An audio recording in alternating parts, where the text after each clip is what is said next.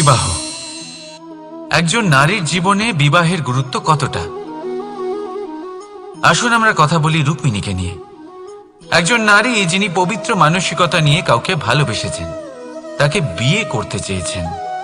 এবার বিয়ে মানে কাউকে পাওয়া, মানে কারোর হাত ধরে আগামী সমস্ত জীবন তার সাথে কাটিয়ে দেওয়া।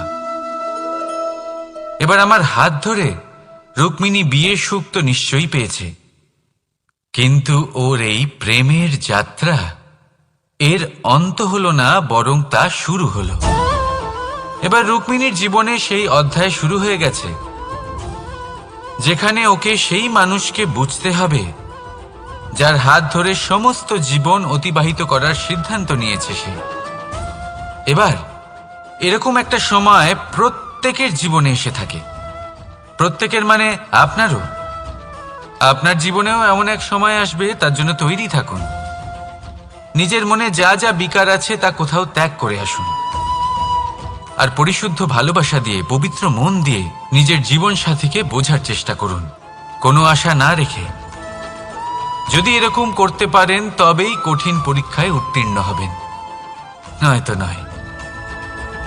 রাধা রাধা। অনেকে আমাকে অনেকবার জিজ্ঞেস করেছেন যে কানাই, রুক্মিণী হলো তোমার অর্ধাঙ্গিনী, তাহলে কেন ওর এই যাত্রা এত কঠিন হলো? কেন তোমার এই অগাধ অখণ্ড ভালোবাসা পাওয়ার জন্য ওকে এত কঠিন পরীক্ষার সম্মুখীন হতে হলো? আসুন আমি আপনাকে একটা কথা বোঝাই। অগাধ অখণ্ড ভালোবাসার এই পথ, তা তো কঠিনই হবে। এবার এরকমই এক যাত্রা করতে হয়েছে রুক্মিণীকে, পরিশুদ্ধ ভালোবাসা বুঝতে পারার যাত্রা।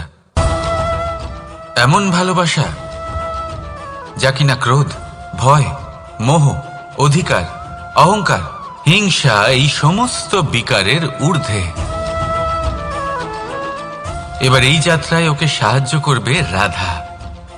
আর শুধু তাই নয়, আমি আপনাকে বলি, সংসারের প্রত্যেক নারী এই যাত্রা করে থাকেন। এবার যে নারী এই যাত্রার শেষ পর্যন্ত পৌঁছতে পারেন, তিনি এক উচ্চ স্তরে পৌঁছে যেতে পারেন, যেখানে তাকে বলা হয় অর্ধাঙ্গিনী। রাধা রাধা।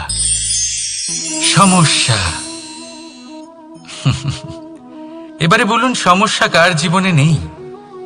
প্রত্যেকের জীবনে সমস্যা থাকেই। হ্যাঁ ঠিক আছে, জীবন আছে যখন, তখন সময়ের সাথে সমস্যাও আসবে, কিন্তু প্রত্যেক সমস্যাই কি সময়ই নিয়ে আসে? না, আপনি সমস্ত সমস্যার দায় সময়কে দিতে পারেন না। বেশিরভাগ সমস্যা তো এমন হয়ে থাকে যাদের আমরা নিজেরাই ডেকে আনি। হে সমস্যা, এসো, আমি তোমার জন্য অপেক্ষা করছি। কিভাবে? এবার এটা নির্ভর করছে আপনার হ্যাঁ বা না এর ওপরে। বেশিরভাগ সমস্যাই এই জন্য আসে যেহেতু আমরা বারবার হ্যাঁ বলতে থাকি, আর বেশিরভাগ সমস্যা এই জন্যই আসে যেহেতু আমরা সঠিক সময় না বলতে পারি না। সেই জন্য না ভেবেচিন্তে কোনো কথা বা কোনো প্রস্তাবের সমর্থন করলে তা আপনাকে খুব বড় বিপদে ফেলে দিতে পারে। সেইখানেই কখনো না না বলতে পারা, তা আপনাকে তার থেকেও বড় বিপদে ফেলে দিতে পারে। তাই মনে রাখবেন, এই অত্যন্ত জরুরি শিক্ষা। সব সময় খুব ভেবে চিন্তেই হ্যাঁ বলবেন, আর দৃঢ়তার সাথে না বলবেন। আর বিশ্বাস করুন, আপনার জীবন অত্যন্ত সুখময় হয়ে যাবে। তাহলে আসুন আমার সাথে ভালোবেসে বলুন, রাধা রাধা। সাফল্য। সাফল্য এই পৃথিবীতে কে না পেতে চান? প্রত্যেক মানুষ চান যেন সাফল্য নিজে এসে তার কাছে ধরা দেয়। এবার সাফল্য তাদের কাছে এসে ধরা দেয় যারা নিজের পা ধরাতলে রেখে চলেন, যারা স্বপ্নের জগতে বিচরণ না করে বাস্তবের মাটিতে পা রেখে চলেন, এবং তাও দৃঢ়তার সাথে। সাফল্য তারা পান না যারা বাড়িতে বসে বসে শুধু স্বপ্ন দেখেন। সাফল্য নিজে থেকে তাদের কাছেই আসে যারা নিরন্তর চেষ্টা করেন, যারা পরিশ্রম করেন আর নিজের এই জীবনকে অন্যের কাছে সফল করে দেখান। তাহলে সিদ্ধান্ত হলো আপনার।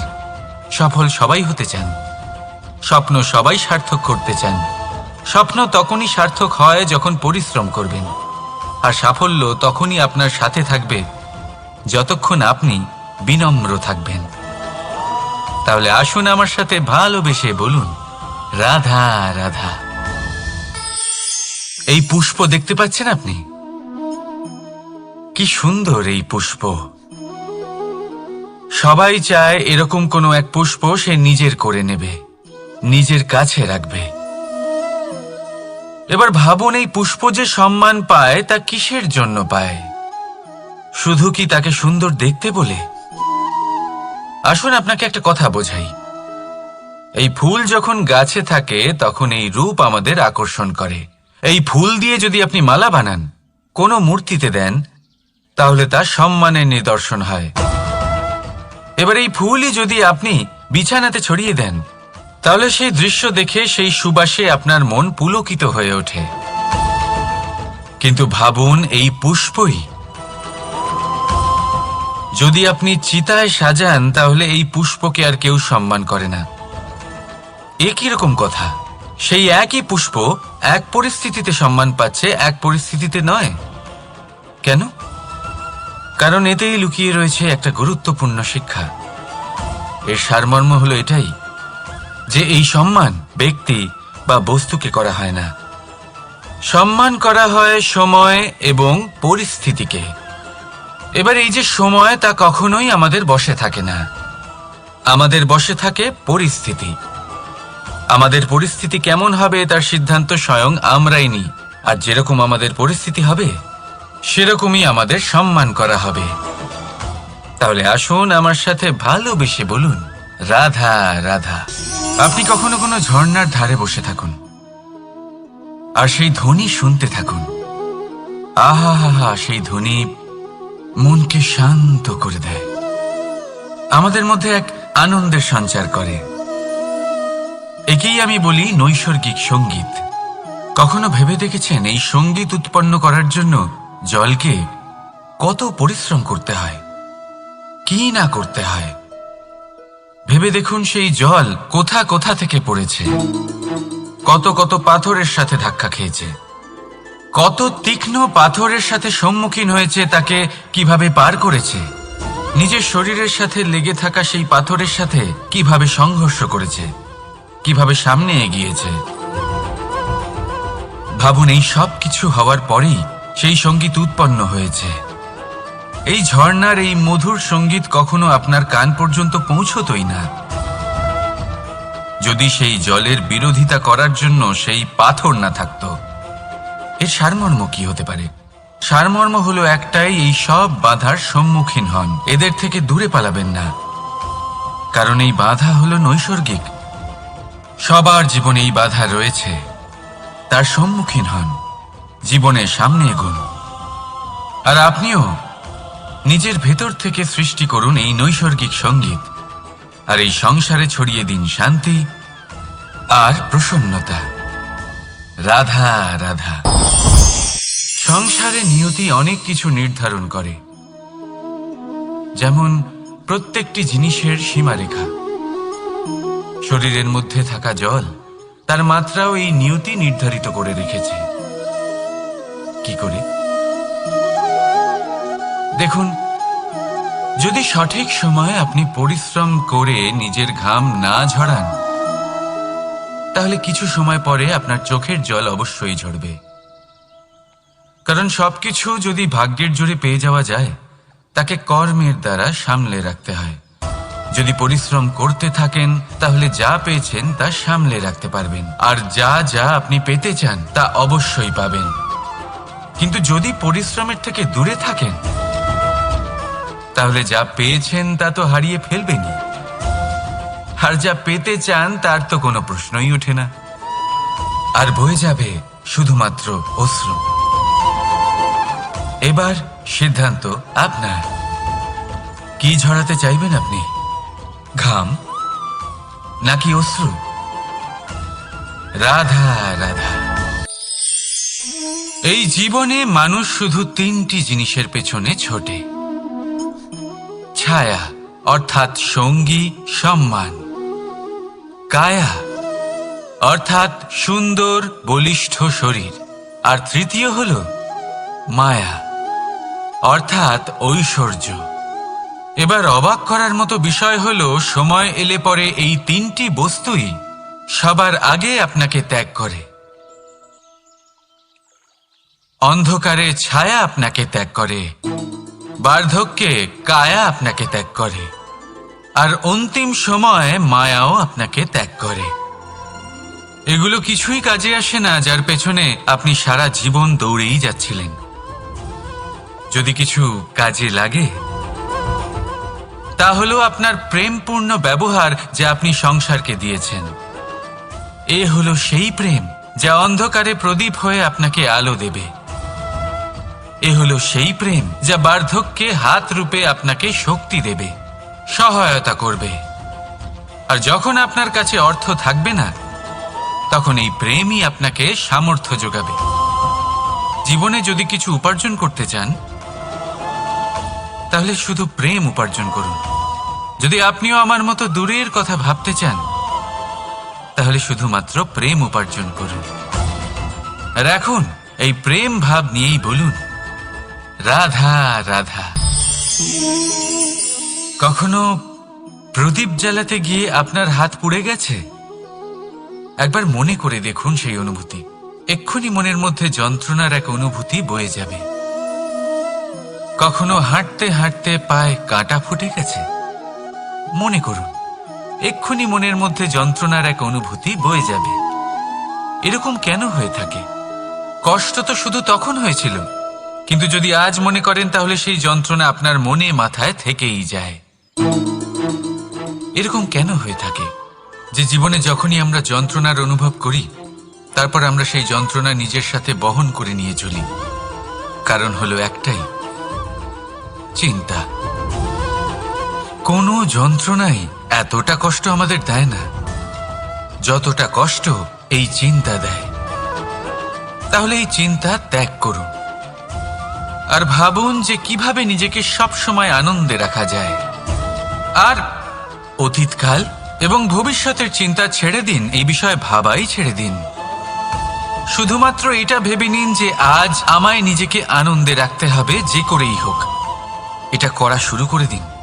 তারপর আপনি দেখবেন আপনার কাল, পরশু, পরের সপ্তাহ, সমস্ত মাস, সমস্ত বছর, পরের বছর, সম্পূর্ণ জীবন আপনি শুধুমাত্র প্রসন্নতাই পাবেন। এবার আসুন এই প্রসন্নতার সাথেই বলুন, রাধা রাধা। কখনো ভেবে দেখেছেন আমরা জিহ্বার সাথে সাথে কান কেন পেয়েছি? এবার আপনি বলবেন, এ তো সহজ কথা, যাতে আমরা কথা বলার সাথে সাথে শুনতেও শিখি। এবারের আরো একটা গুরুত্ব আছে। আগে আমাকে বলুন, নিজের প্রশংসা শুনতে কার না ভালো লাগে? সবারই ভালো লাগে। এটাই হলো মূল কথা। যদি এই কান দিয়ে আপনি নিজের প্রশংসা শুনতে চান, তাহলে সর্বপ্রথম এই জিহ্বা দিয়ে অন্যের প্রশংসা করতে শিখুন। এবার প্রশংসার বিষয়ে একটা অত্যন্ত গুরুত্বপূর্ণ কথা আপনাদের বলি। কখনো যদি কারোর প্রশংসা আপনি করেন, তাহলে সবার আগে সেই ব্যক্তির উৎসাহ বেড়ে যায়। আর তারপর নিজে যদি ভেবে দেখেন, তাহলে নিজের মনেও সন্তুষ্টি আর প্রশান্তি চলে আসে। আর একবার যদি এই মন প্রশান্তিতে ভরে যায়, তারপরে কেউ প্রশংসা করুক বা না করুক, কিচ্ছু যায় আসে না। সেই জন্য সবসময় অন্যের সম্মান করবেন, স্নেহ করবেন, প্রশংসা করবেন, সুখ ভাগ করে নেবেন। যার মধ্যে যেটা ভালো আছে তা বলুন, তাকে মনে করান তিনিও ভালো, তার উৎসাহ বাড়িয়ে তুলুন। তিনি জীবনে সামনে এগোবেন, আর এই ব্রহ্মাণ্ড আপনাকে কখনো পিছিয়ে থাকতে দেবে না। রাধা রাধা। সত্য এবং অসত্য দুটোর মধ্যে পার্থক্য কি আছে? পার্থক্য হলো অ অক্ষরটার। এবার অ দিয়ে হতে পারে আরম্ভ, অ দিয়ে হতে পারে অন্ত। সত্য হলো সেটা যেখানে সমস্ত পথের আরম্ভ হয়, অসত্য সেটা যেখানে সমস্ত পথের শেষ হয়। এবার এরা চলতে হয়তো পারে না, কিন্তু তাও ছাপ রেখেই যায়। সত্য সেই ছাপ রেখে যায় যা একটা উজ্জ্বল উৎকৃষ্ট উদাহরণ হতে পারে, আর অসত্য সেই উদাহরণ তৈরি করে যা একটা কলঙ্কিত ইতিহাস তৈরি করে। এখন আপনি আগামী সময়ের জন্য কেমন ছাপ রেখে যাবেন, এই সিদ্ধান্ত পুরোপুরি আপনার। রাধা রাধা। চলুন একটা প্রশ্ন করি। কোনো মানুষকে জিজ্ঞাসা করবেন যে সে মূর্খ, অলস, বিবেকহীন, অসফল এইসব বিশেষণ দিয়ে নিজেকে পরিচিত করতে চাইবে? না। কাউকে জিজ্ঞাসা করুন আপনি কি মূর্খ? না। আপনি কি অসফল হয়েছেন? না। আপনি কি বিবেকহীন? না। এবার বলুন আপনি জীবনে মূর্খ ও বিবেকহীন হবার জন্য কোনো ভালো পরিকল্পনা বানিয়েছেন? উত্তর পাবেন না। কারণ কোনো পরিকল্পনা বানানো হয় না যাতে আপনি মূর্খ বা অসফল হন। মানুষ মূর্খ বা অসফল তখন হন যখন কোনো পরিকল্পনাই থাকে না। দেখুন, একটাই ছোট জীবন, তাকে স্থির করুন যাতে অনেক বেশি সংখ্যক মানুষকে আপনি জুড়ে রাখতে পারেন, অনেক বেশি শান্তি পেতে পারেন, অধিকতর সাফল্য লাভ করতে পারেন, বেশিরভাগ মানুষের পথপ্রদর্শক হয়ে তাদের মঙ্গল করতে পারেন। অসফল হয়ে বাড়িতে বসে থাকার চেয়ে ভালো হলো যে আপনি একটা পরিকল্পনা করে অসফল হন, কারণ তখন আপনার কাছে আরও একটা বিকল্প থাকবে, একটা নতুন পরিকল্পনা বানানোর, তাকে সার্থক করার। কারণ এমন কোনো পরিকল্পনা তো অবশ্যই থাকবে যা আপনাকে আপনার লক্ষ্যে পৌঁছে দেবে, তাই তো? রাধা রাধা। সূর্য কারোর জন্য হলেন শক্তিদাতা ঈশ্বর, আবার কোনো প্যাঁচার জন্য হলো চোখ বন্ধ করে দেওয়ার মতো তীব্র আলো। নদী কারোর জন্য হলো তৃষ্ণা মেটানোর স্রোত, আবার কারোর জন্য বন্যারূপী বিনাশকারী আশঙ্কা। সাগর কারোর জন্য হলো নোনা জলের ভাণ্ডার, আবার কারোর জন্য অগন্তি প্রাণী জগতের সম্ভার। প্রশ্ন হলো প্রত্যেক ব্যক্তির জন্য প্রত্যেক অনুভূতি বা বস্তুর সারমর্ম আলাদা কেন হয়ে থাকে? যা কারোর জন্য হলো বিষ তা অন্য কারোর জন্য অমৃত কেন? যা কারোর জন্য অমৃত তা অন্যের জন্য বিষ কেন? উত্তর বড়ই সোজা। আমরা বস্তু বা অনুভূতিগুলিকে সেভাবে দেখি না যেরকম তা হয়ে থাকে। আমরা বস্তু বা অনুভূতিকে সেভাবে দেখি যেরকম আমরা হয়ে থাকি। এবার এর উপায় কি হতে পারে? নিজেকে পরিশুদ্ধ করুন, সব কিছুই শুদ্ধ হবে। রাধা রাধা। প্রেম, ঘৃণা, এই দুই হলো একই শব্দ। কিভাবে? দেখুন না, দুটোতেই 2.5 অক্ষর রয়েছে। দুটোই হলো সেই অনুভূতি যা আমাদের মনের সাথে জড়িত, আর এই দুই অনুভূতির সাথেই জড়িত মানুষ আমাদের জন্য গুরুত্বপূর্ণ। পার্থক্য শুধু এটাই যে প্রেম পায় সম্মান আর ঘৃণাকে করা হয় অবজ্ঞা। এরকম কেন? কারণ প্রেম হলো সেই অনুভূতি যেখানে মানুষ সব কিছু দিয়ে দিতে চায়, সব কিছু লুটিয়ে দিতে চায়। সেখানে ঘৃণা হলো এমন অনুভূতি যেখানে মানুষ সব কিছু কেড়ে নিতে চায়, সব কিছু জিতে নিতে চায়। তাও প্রেমের অনুভূতি কখনো আপনাকে হারতে দেয় না, আর ঘৃণার অনুভূতি কখনো আপনাকে জিততে দেয় না। এবার কি করবেন আপনি? একটাই জীবন, ঘৃণার সাথে বাঁচবেন নাকি প্রেমের সাথে? আমি তো প্রেমকেই চয়ন করব। রাধা রাধা।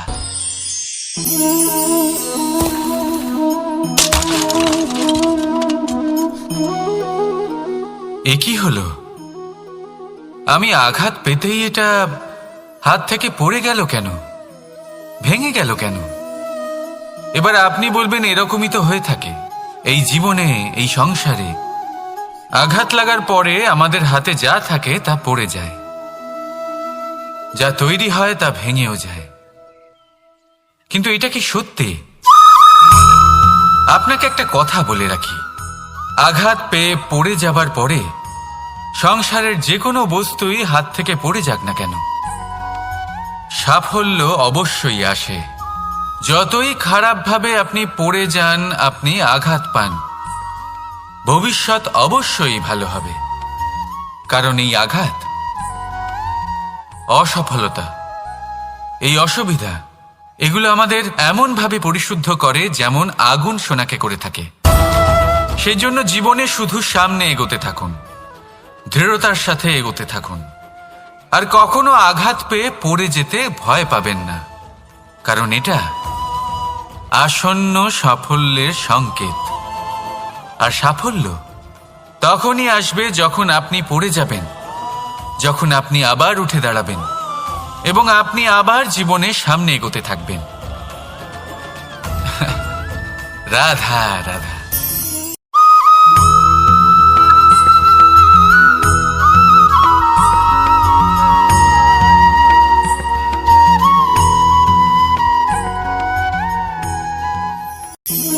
সময়, এই সময় আসলে কি? এই সময় একটা সরল রেখা তো কখনোই নয়। সময় হলো একটা চক্র, যেখানে এর আদি সেখানেই হলো এর অন্ত, আর যেখানে তা শেষ হয় সেখান থেকেই তার শুরু হয়। এই সময় একটা অত্যন্ত বিচিত্র চিন্তা, বিচিত্র ভাবনা, একটা বিচিত্র বস্তু যা কেউ বুঝতে পারেন না। এই সময়ের লীলা, এর কোনো প্রমাণ নেই, কোনো জ্ঞান নেই, কোনো পরিমাপ নেই। শুধু এটুকু আমরা জানতে পারি, যেখানে শেষ হবে সেখান থেকে একটা নতুন সূচনাও হবে।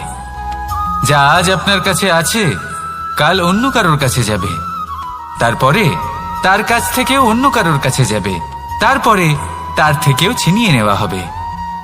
এই নিয়তির একজনের কাছ থেকে অন্যজনের কাছে আদান প্রদানের এই সময় হলো আপনার সময়। এই সময়ের সদ্ব্যবহার করুন, এই সময়কে বাঁচুন। আপনাকে শুধু এটাই সুনিশ্চিত করতে হবে যে আপনি কোন পক্ষে আছেন। আর সত্যি বলতে কি, আপনার জীবনের পরিণাম নির্ভর করে আপনার নির্বাচনের ওপর। আপনি কোন পক্ষ নির্বাচন করছেন। তাহলে মনে রাখবেন, জীবনে সেই পক্ষই নির্বাচন করবেন যা চয়ন করার পরে আপনি সুখ অনুভব করবেন, আপনি সন্তোষ লাভ করবেন, প্রসন্নতা লাভ করবেন। আর আমি এটাই সুনিশ্চিত করব যে এই পক্ষ যেন শান্তির পক্ষ হয়, এই পক্ষই যেন প্রেমের পক্ষ হয়। তাহলে চিন্তা করবেন না, আর আসুন আমার সাথে ভালোবেসে বলুন, রাধা রাধা। দৃষ্টি আর দৃষ্টিভঙ্গি, এই সমগ্র লীলা হলো এই দুইয়ের। বিচিত্র হতে পারে, কিন্তু এটাই সত্যি। এবার আপনাকে একটা উদাহরণ দিয়ে বোঝাই। অনেক সময় আপনি কোনো ব্যক্তিকে এটা বলতে শুনবেন যে আমি আমার নিজের উপরে গর্ব করি, আমি নিজেকে নিয়ে গর্ব করি, আমি খুব ভালোভাবে আমার মা বাবার সেবা করি, ওনাদের আমি সবসময় সুখী রাখি, ওনাদের আমি একটা বাড়ি দিয়েছি, সকল সুখ সুবিধা দিয়েছি, ওনাদের জীবনে প্রত্যেক জিনিস দিয়েছি আর দেব যা তাদের প্রয়োজন। এবার আমাকে বলুন যে আপনি কে হন। আপনি হলেন সেই বীজ যা আপনার মাতা পিতা রোপণ করেছেন। আপনার মা বাবাই আপনাকে এই সংসারে জন্ম দিয়েছেন। এবার এইসব কথার কি তাৎপর্য? এই হলো সেই ব্যক্তির দৃষ্টিভঙ্গি। এবার দেখা যাক এই প্রকৃতি আমাদের কি শেখায়। কখনো কোনো গাছকে দেখবেন, যখন সেই গাছে ফল আসে, সে মালিকে এটা বলে না যে দেখো আমি তোমাকে ফল খেতে দিচ্ছি। সেই বৃক্ষ এটা বলে না যে দেখো আমি তোমায় আহার করতে দিচ্ছি। কারণ ও জানে যে এটা হলো সেই মালির পরিশ্রম, এটা হলো তারই কর্মের ফল, আর এটা তারই পাওয়া উচিত। সে বলে যে তোমার জিনিস তোমাকেই অর্পণ করলাম, এ আমার জিনিস নয়। ও জানে সেই মালির গুরুত্ব আসলে কি। এটা হলো তার দৃষ্টিভঙ্গি। সেই জন্য আপনি জীবনে কোন ব্যক্তির মধ্যে, কোন পশু পাখির মধ্যে, কোন প্রাণীর মধ্যে, কোন পরিস্থিতিতে, কোন আবেগের মুহূর্তে কি দেখতে পাচ্ছেন, সেটা আপনার দৃষ্টিভঙ্গির উপরে নির্ভর করছে। তাই নিজের মনে ধনাত্মক ভাব জাগ্রত করুন, শুভ চিন্তা নিয়ে আসুন। এই ভাবনাই সত্য হয়ে সামনে আসবে। এই দৃষ্টিভঙ্গি এমন হয়ে যাবে যে আপনার জীবনে সবকিছুই শুভ হবে। তাহলে আসুন আর আমার সাথে ভালোবেসে বলুন, রাধা রাধা। প্রতিশোধ অথবা কাউকে দুঃখ দেওয়ার ভাবনা, যদি এটা আপনার মনে থাকে তাহলে আপনি নিজের মনেই যন্ত্রণার একটা বিশাল বৃক্ষ রোপণ করছেন, এটা মনে রাখবেন। কারণ কাউকে দুঃখ দেবার এই ভাবনা, এটা হলো সেই বীজ যা আপনার মনেই পতিত হবে, আপনার মনেই অঙ্কুরিত হবে, আর আপনার মনেই একটা বিশাল বৃক্ষরূপে বেড়ে উঠবে। জীবন আপনার, কর্ম আপনার, কাউকে দুঃখ দেবার ভাবনা আপনার ছিল, এই বৃক্ষ হলো আপনার, তাই এর ফলও আপনিই পাবেন, যা গ্রহণও আপনাকেই করতে হবে। মনে রাখবেন, যে মানুষ এটা ভাবে যে আমি ওকে দুঃখ দেব, ওকে কষ্ট দিতে চাই আমি, সেই মানুষই দুঃখ আর কষ্ট পেয়ে থাকে। যদি সেই জায়গায় আপনি এটা ভাবেন যে আমি কাউকে সুখী করে তুলতে চাই, কাউকে সুখ প্রদান করতে চাই, তাহলে তারও বীজ আপনার মনেই রোপণ হবে, বৃক্ষে পরিণত হবে, যার ফলও আপনিই পাবেন। এখানে বিষয়টা হলো শুধু মানসিকতার চিন্তা, যা সত্য হয়ে আপনার সামনে আসে। তাহলে এই মানসিকতা শুভ করুন, সবার জন্য মঙ্গল কামনা করুন। অন্যের মনে আপনার জন্য ভালো চিন্তা থাকুক বা না থাকুক, আপনি সবার জন্য শুভ চিন্তা করে কর্ম করতে থাকুন, তাহলে আপনার সাথেও ভালোই হবে। তাহলে আসুন আর আমার সাথে ভালোবেসে বলুন, রাধা রাধা। সুখ আর অভিজ্ঞতা, এই দুই জীবনে একসাথে কখনোই আসে না। মনে রাখবেন, যেখানে সুখ থাকে সেখানে অভিজ্ঞতা থাকে না, আর যখন এই সুখ আমাদের জীবন থেকে দূরে চলে যায়, তখন আমাদের জীবনে আসে এই অভিজ্ঞতা। পরমাত্মা, প্রকৃতি, নিয়তি এই অভিজ্ঞতাকে আমাদের জীবনে পাঠান, যাতে আমরা একটা অত্যন্ত গুরুত্বপূর্ণ শিক্ষা, একটা জ্ঞান প্রাপ্ত করতে পারি। এই অভিজ্ঞতা আমাদের শেখায় যে অতীতে এমন কি হয়েছিল যা আমাদের করা উচিত হয়নি। আমাদের শেখায় ভবিষ্যতে এমন কি আছে যা আমাদের করা উচিত আর কি করা উচিত নয়। দেখতে গেলে এই অভিজ্ঞতা আমাদের সেই শিক্ষা দেয় যার জন্য আমরা সুখের দিকে উচিতভাবে অগ্রসর হতে পারি। সেই জন্য জীবনে যখনই দুঃখ আসবে, দুঃখের এই সময় আসবে, তখন হতাশ হবেন না। বোঝার চেষ্টা করুন এই পরিস্থিতি কেন এসেছে, কি শিক্ষা দিতে এসেছে। যদি আপনি সেই জ্ঞান লাভ করেন, সুখের পথে অগ্রসর হন, তাও উচিত রূপে, তাহলে এই অভিজ্ঞতার উদ্দেশ্য পূরণ হয়ে যায়। তাহলে আসুন আর আমার সাথে ভালোবেসে বলুন, রাধা রাধা। জীবনে শিখরে পৌঁছানোর জন্য মানুষের কি প্রয়োজন হয়ে থাকে? সিঁড়ির। কিন্তু তাও প্রত্যেক মানুষ, প্রত্যেক ব্যক্তি শিখরে পৌঁছতে পারেন না। এর কারণ কি? কারণ একটা হতে পারে যে মানুষ কল্পনা করতে থাকেন কিন্তু সিঁড়ি খুঁজে পান না। কিছু মানুষ খুঁজে নেন কিন্তু তা পেয়ে এতটাই প্রসন্ন হয়ে যান যে তারপর আর কোনো কর্মই করেন না। খুব সোজা ব্যাপার। অনেক মানুষ সিঁড়ি খুঁজে পান না, আর যদি পেয়েও যান তাও যতক্ষণ না তাতে চড়ছেন সেই শিখরে পৌঁছবেন কি করে? যতক্ষণ না আপনি পরিশ্রম করছেন, যতক্ষণ না সেই সিঁড়িতে আপনি চড়ছেন, যতক্ষণ না ক্লান্ত হচ্ছেন, আপনার পায়ে হাঁটুতে ব্যথা না হচ্ছে, ততক্ষণ এই শিখরে পৌঁছানোর সৌভাগ্য লাভ করতে পারবেন না। তাহলে কল্পনার সাথে কর্ম করুন, পরিকল্পনার সাথে পরিশ্রম করুন, সব কিছু পাবেন। আসুন আমার সাথে ভালোবেসে বলুন, রাধা রাধা। সমস্যা, কঠিন সময়, সংকট, বিপদ কার জীবনে নেই? প্রত্যেকের জীবনে আছে। কিন্তু আমাকে একটা কথা বলুন, যদি নৌকায় ঢেউকে ভয় পেতে শুরু করে, তাহলে সাগর পার করবে কে? কখনো কোনো ছোট্ট পিঁপড়েকে দেখেছেন, যে আকারে হয়তো ছোট হতে পারে কিন্তু বড় শিক্ষা দিয়ে যায়? কিন্তু আমরা শিখিই না। এবার দেখুন একটা পিঁপড়েকে, যে ভোজনের খোঁজে বাইরে বের হয়, একটা ছোট্ট দানা তুলে নেয়, ছোট দানা তোলে কারণ তার থেকে বেশি সে তুলতেই পারবে না। সে দানা নিয়ে চলতে শুরু করে, কোনো দেওয়ালে উঠে পড়ে, আবার পড়েও যায়। সেই দানা দূরে কোথাও একটা পড়ে যায়, তা আবার খোঁজে, তুলে নেয়, আবার চলতে থাকে। পড়ে যায় আবার ওঠে, পড়ে যায় আবার ওঠে, সেই দানাটা রেখে দেয়, আবার বেরিয়ে পড়ে ভোজনের খোঁজে। পরিশ্রম করতে থাকে কিন্তু হার মানে না। এই শিক্ষাই তো আমাদের প্রাপ্ত করতে হবে। নিরন্তর পরিশ্রম আর নির্ভীক হয়ে কর্ম করে যেতে হবে। এটাই হলো সাফল্যের মাধ্যম, এটাই হলো জয়ের মন্ত্র, অচ্যুত অজয় অস্ত্র। তাহলে আসুন আর আমার সাথে ভালোবেসে বলুন, রাধা রাধা।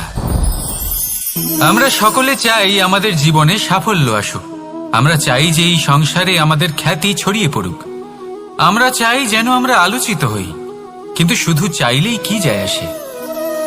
যদি এই সংসারে আলোচিত হতে হয় তাহলে পরিচিত হতে হবে পরিশ্রমের দ্বারা। যতক্ষণ না আপনারা পরিশ্রমের সাথে পরিচিত হবেন, সাফল্যের সাথে পরিচিত হবেন না। সংঘর্ষ করতে হবে প্রতিদিন, প্রতি বছর। জীবনের সব পরিস্থিতিতেই হয়তো নতুন নতুন বাধা আসবে, নতুন নতুন বিঘ্ন ঘটবে। কিন্তু এটা আবশ্যক নয় যে সমস্ত বিঘ্ন বিনাশের জন্য আসবে। কিছু বিঘ্ন আপনার পথ প্রশস্ত করার জন্য আসবে, আপনার পথ পরিষ্কার করার জন্য আসবে। যদি আপনাকে উদাহরণ দিই, যখন বন্যা আসে, বাড়ি ঘর ভেসে যায়, তখন আমরা হতাশ হয়ে পড়ি, আমরা দুঃখী হয়ে পড়ি। কিন্তু সেই বন্যাই আমাদের সেই ধরিত্রীকে এত উর্বর করে তোলে যে সেই উর্বর অংশ কাজে লাগিয়ে আমরা সেরকম আরো 10টা বাড়ি বানাতে পারি। তাহলে ধন্যাত্মক থাকুন আর যে কোনো সংঘর্ষের জন্য প্রস্তুত থাকুন। জীবনে অনেক দূর যেতে পারবেন। তাহলে আসুন আমার সাথে ভালোবেসে বলুন, রাধা রাধা। জীবনে কখনো কখনো আমরা সেই পরিস্থিতিতে ফেসে যাই যখন আমাদের মনে হয় যে আমাদের নতুন কিছু একটা করতে হবে, কিন্তু আমরা করতে পারি না। কারণ কোথাও না কোথাও আমরা রীতির দ্বারা আবদ্ধ, আর আমরা সেই রীতি ভাঙতে চাই না। কেবল একটাই প্রশ্ন আসে মনে, আশেপাশের মানুষ কি বলবে, আশেপাশের মানুষ কি ভাববে। আপনাকে একটা প্রশ্ন করি, কারা এই মানুষজন? আপনার জন্মের সময় এই মানুষজন কোথায় ছিলেন? যখন আপনি কোনো সমস্যায় পড়েন তখন এই মানুষজন কোথায় থাকেন? এগিয়ে এসে কি আপনাকে সাহায্য করেন, নাকি সেই সমস্যার সমাধান আপনি নিজেই করেন? এইসব মানুষজনের চিন্তা ত্যাগ করুন যদি আপনি জীবনে বাঁচতে চান। ভেবে দেখুন জীবনে কি কি শুভ আছে আর কি কি শুভ করতে পারেন। যদি তা স্রোতের বিপরীতে হয় তাহলে সংঘর্ষ করুন, কিন্তু এইসব মানুষজনের কথা ভাববেন না। ভেবে দেখুন জীবনে আপনি কি কি শুভ কাজ করতে পারেন। এটা ভাবুন যে আপনি কখনো এমন কোনো কাজ করে ফেলেননি তো যার জন্য কারোর হৃদয় আহত হয়েছে। শুভর দিকে নিজের চিন্তা কেন্দ্রীভূত করুন, আপনার জীবনে সব কিছু শুভই হবে। তাহলে আসুন আমার সাথে ভালোবেসে বলুন, রাধা রাধা। আজকাল আপনি দেখে থাকবেন যে মা বাবা শুধুমাত্র সন্তানকে ভালোবাসেন তা নয়, তাদের মোহেও জড়িয়ে পড়েন। বিদ্যালয় যখন পাঠান তখন সমস্ত সুযোগ সুবিধা দিয়েই পাঠান। চেষ্টা করেন যে সবসময় যেন সন্তান তাদের চোখের সামনেই থাকে। কিন্তু ভুলে যান এক অত্যন্ত গুরুত্বপূর্ণ কথা, যে সন্তানকে এক নতুন দৃষ্টিভঙ্গি দেওয়াই হলো ওনাদের কর্তব্য। সেই জন্য পুরাতন কালে শিষ্যদের গুরুকুলে পাঠানো হতো, বাড়ির থেকে দূরে। কারণ বাড়ি ছেড়ে যাওয়া এক সন্তানের জন্য, এক শিষ্যের জন্য অত্যন্ত শুভ লক্ষণ হয়। যখন সে বাড়ির থেকে দূরে, গৃহস্থের থেকে দূরে থাকবে, তখন এই সংসারকে সে এক নতুন দৃষ্টিভঙ্গি দিয়ে দেখবে, পরখ করবে, বুঝতে পারবে, আর সবকিছু নিজে থেকেই শিখে যাবে। শিখে যাবে কখন আক্রমণ করতে হয়, কখন পিছু হটতে হয়, কিভাবে এই সংসারের সম্মুখীন হতে হয়। আর এটা আপনার দৃষ্টি ওকে শেখাতে পারবে না, ওর অভিজ্ঞতা ওকে শেখাতে পারবে। তাই মনে রাখবেন, যদি আপনি চান যে আপনার সন্তানের বিকাশ হোক, তাহলে অনেক সময় ওকে নিজের থেকে দূরে নিয়ে যেতে হয়। যদি মোহে আবদ্ধ থাকেন তাহলে ওর বিকাশ কখনোই হবে না। তাহলে আসুন আমার সাথে ভালোবেসে বলুন, রাধা রাধা। কখনো কখনো মানুষ মনে করেন যে সে নিজেই সব থেকে বেশি শক্তিশালী, তিনি হলেন জ্ঞানী। দেখুন, এটা ভালো ব্যাপার যে আপনার মধ্যে শক্তি আছে, জ্ঞান আছে, আর এটা শুধু আপনার জন্য নয়, এই সমস্ত সমাজের জন্য, দেশের জন্য, সমগ্র পৃথিবীর জন্য অত্যন্ত আবশ্যক। কিন্তু এই কথাটাও বোঝা অত্যন্ত আবশ্যক যে এই জ্ঞান যেন কখনো অহংকার না হয়ে ওঠে। যখন মানুষের মধ্যে জ্ঞান থাকে তখন সে রাম হয়ে ওঠে। রাম, যিনি সমুদ্রের বুকে সেতু বানিয়েছিলেন, বানর সেনার দ্বারা রাক্ষস রাজকে পরাজিত করেছিলেন, আর চিরকালের জন্য সবার কাছে আদর্শ হয়ে উঠেছিলেন। আর যদি মানুষের মনে অহংকার জন্মায় তাহলে সে রাবণ হয়ে ওঠে। দেশে বিদেশে যতই খ্যাতি থাকুক না কেন, সে রাক্ষস হয়ে ওঠে, নিজের সাথে সাথে সমস্ত কুলের বিনাশ করে বসে। এবার জ্ঞান নাকি অহংকার, আপনার কি চাই সেই সিদ্ধান্ত আপনার, আর আপনার এই সিদ্ধান্তই নিশ্চিত করবে যে আপনার কর্ম কি হবে, আর আপনার এই কর্মই নিশ্চিত করে দেবে আপনার প্রারব্ধ কি হবে। তাহলে শুভ কর্ম করুন আর আমার সাথে ভালোবেসে বলুন, রাধা রাধা। কোনো বাগানের কোনো বৃক্ষকে দেখেছেন যেখানে সুগন্ধি ফুল থাকে, রসালো ফল থাকে, তখন মন প্রফুল্ল হয়ে ওঠে, মন থেকে সেই বৃক্ষের প্রতি ভালোবাসা জন্মায়। কিন্তু যিনি বাগানের মালিক, শুধুমাত্র তিনিই জানেন যে কিভাবে এই বৃক্ষকে আগলে রাখতে হয়, কিভাবে তার পরিচর্যা করলে এতে সুন্দর সুগন্ধি ফুল হবে, রসালো ফল হবে। কখনো কখনো প্রয়োজনের থেকে বেশি রোদ পেলে এই বৃক্ষগুলি শুকিয়ে যায়, প্রয়োজনের থেকে কম রোদ পেলেও এই বৃক্ষ কিন্তু শুকিয়ে যায়। প্রয়োজনের থেকে কম জল যদি পায়, এই বৃক্ষ শুকিয়ে যেতে পারে। প্রয়োজনের থেকে অতিরিক্ত জল যদি পায়, তখনও এই বৃক্ষের শিকড়গুলি নষ্ট হয়ে যেতে পারে। এবার এটাই কিন্তু আমাদের সংসারের সাথেও হয়। আমাদের সংসারের সকল প্রতিভাশালী ব্যক্তি, যেমন লেখক, বিচারক, প্রবক্তা, যোদ্ধা, এদের সবার ক্ষেত্রে এই কথাটাই প্রযোজ্য। যদি বেশি প্রশংসা করা হয় তাহলেও এরা হারিয়ে যাবেন। প্রয়োজনের থেকে বেশি যদি নিন্দা করা হয় তখনও তারা নত হয়ে পড়বেন।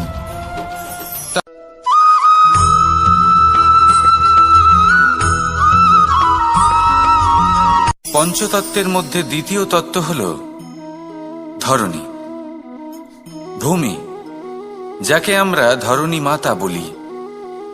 এই ধরণী ধৈর্য ধারণ করে, আর এর ওপরেই আমাদের সমগ্র সংসার নির্ভরশীল। কারণ এই ভূমি সহ্য ক্ষমতা রাখে, এর সহ্য ক্ষমতা হল অপরিসীম।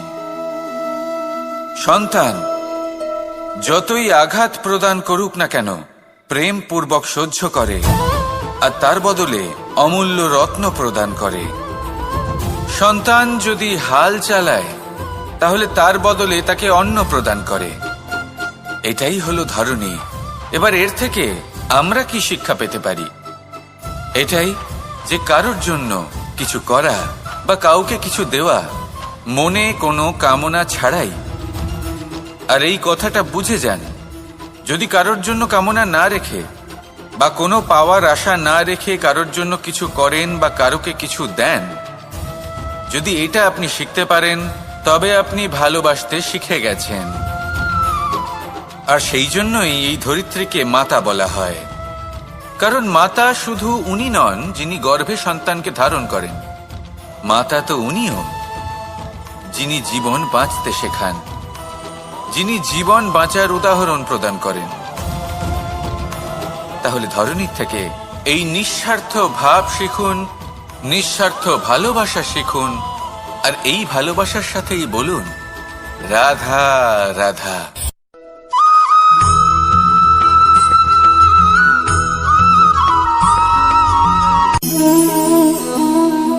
নিয়তি। রাধা আমাকে বলে, কৃষ্ণ, যদি তুমি জানো যে নিয়তিতে কি আছে তাহলে তাকে বদলে দাও না কেন? মহাদেব আমাকে বলেন যে শ্রীকৃষ্ণ, যদি আপনি এটা জানেন যে সাম্বের নিয়তি এটাই, তাহলে আপনি তাকে বদলানোর চেষ্টা কেন করেন? কেন? কারণ আমি একজন পিতা, আর পিতার কর্তব্য এটাই, তিনি যেন সম্ভাব্য সব চেষ্টা করেন নিজের সন্তানের মঙ্গলের জন্য। নিয়তি আমি জানি, কিন্তু এটাও আমি জানি যে কর্মের থেকে বড় আর কোনো নিয়তি হতে পারে না। অভিজ্ঞতাও রয়েছে যে কর্মের হাতে নিয়তির এই চক্র বদলে যেতে পারে। তাই জীবনে যদি আপনার কখনো এমন মনে হয় যে এটা তো অসম্ভব, তখনও চেষ্টা করা কখনোই ছাড়বেন না। কে বলতে পারে আপনারই কর্মের কোনো এক বীজ হয়তো নিয়তির চাকায় আটকে গেল আর নিয়তিকে নিজের পথ পাল্টাতে হলো, ঠিক কি না? সেই জন্য নিয়তিকে ভাগ্য মেনে নিয়ে চুপ করে বসে থাকবেন না। নিজের নিয়তি স্বয়ং নিজের কর্মের দ্বারা নির্ধারিত করুন, কারণ আপনার এই কর্মের ওপরেই আপনার অধিকার রয়েছে। আর এই অধিকারকে নিয়তি অনেক সময় সম্মানও করে। তাহলে আসুন আর আমার সাথে ভালোবেসে বলুন, রাধা রাধা।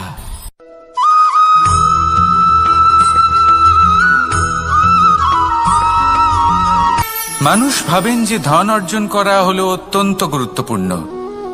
তিনি আজীবন ধন অর্জন করতে থাকেন, ধন অর্জন করার চেষ্টা করতে থাকেন। সে যাই হয়ে যাক না কেন, পরিশ্রম করতে থাকেন। স্বাস্থ্যের দিকে নজর দেন না, না উচিত সময় খাবার খান, না উচিত সময় ঘুমোতে যান, না পর্যাপ্ত সময় পর্যন্ত ঘুমন, কিছুই না। ধন অর্জন করতেই থাকেন, করতেই থাকেন। আর কিছু সময় পরে যখন তিনি অসংখ্য ধন লাভ করে ফেলেন, তখন তার সাথে ওনার শরীরে অনেক রোগ বাসা বাঁধে। এইসব রোগের উপচার করতে করতে সেই সমস্ত ধন যা উনি অর্জন করেছেন তা তিনি ব্যয় করে ফেলেন। শেষ পর্যন্ত কি হয়? আমরা যেভাবে এসেছি ঠিক সেইভাবেই ফিরে যাই, ধন এখানেই থেকে যায়। দেখুন, একটা অত্যন্ত গুরুত্বপূর্ণ কথা রয়েছে যে আপনার বোঝা উচিত। এই যে ধন, তার ব্যবহার করুন জীবনকে আরো ভালো করে তোলার জন্য। ধনের সদ্ব্যবহার করা উচিত, এমন যেন না হয় এই ধন আপনাকে ভোগ করে ফেলে। এই জীবনকে নিশ্চিত রূপে আরো শ্রেষ্ঠ করে তুলুন। কিন্তু এই ধন অর্জন করার এই প্রক্রিয়াতে নিজের সারা জীবনকে নষ্ট করে ফেলবেন না। এই জীবন উপভোগ করতে শিখুন। আর আমার সাথে ভালোবেসে বলুন, রাধা রাধা।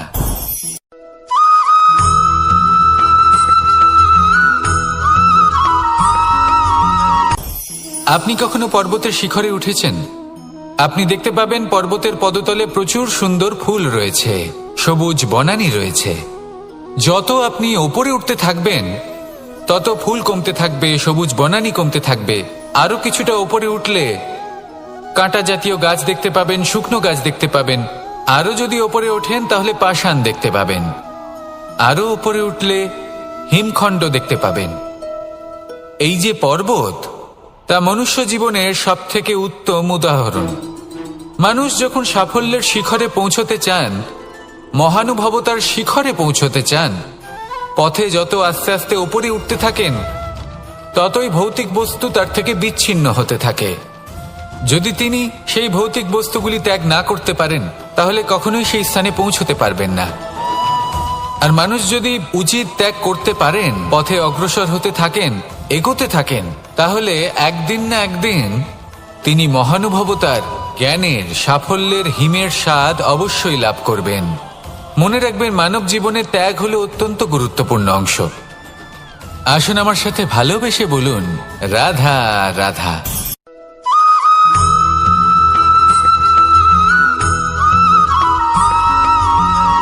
কেউ বলে জীবন খুব ক্ষণস্থায়ী, কেউ বলে জীবন হলো একটা সুন্দর স্বপ্নের মতো, আবার কেউ বলবে জীবন হলো এক কঠোর সত্য। কিন্তু জীবন আসলে কি? জীবন হলো আপনারই প্রতিবিম্ব, একটা দর্পণ। অর্থাৎ আপনি জীবনকে সেইভাবেই পাবেন যেরকম আপনি নিজেকে প্রতিপন্ন করবেন। যদি আপনি দর্পণের দিকে তাকিয়ে হাসেন তাহলে আপনি সামনে হাসি মুখী দেখতে পাবেন। এবার যদি আপনি গম্ভীর হয়ে থাকেন তাহলে আপনি একজন রুষ্ট ব্যক্তি দেখতে পাবেন। শেষে সবথেকে বেশি গুরুত্বপূর্ণ হলো আপনার চেষ্টা। আপনাকে সবসময় চেষ্টা করতে হবে যাতে আপনি নিজেকে প্রসন্ন এবং ইতিবাচক মনোভাবে রাখেন। এটা হলো আপনারই উত্তরদায়িত্ব, তাকে পালন করুন। এই মনকে প্রসন্ন রাখুন, এই সংসারকে সুন্দর বলে মনে হবে। আর এই মন প্রসন্ন হয়ে বলবে, রাধা রাধা।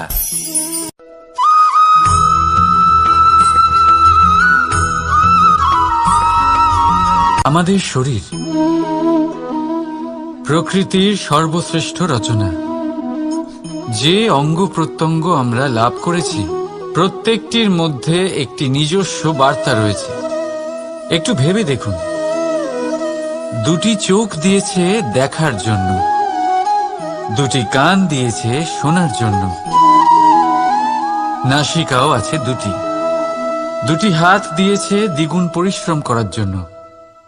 কিন্তু জীব শুধুমাত্র একটি।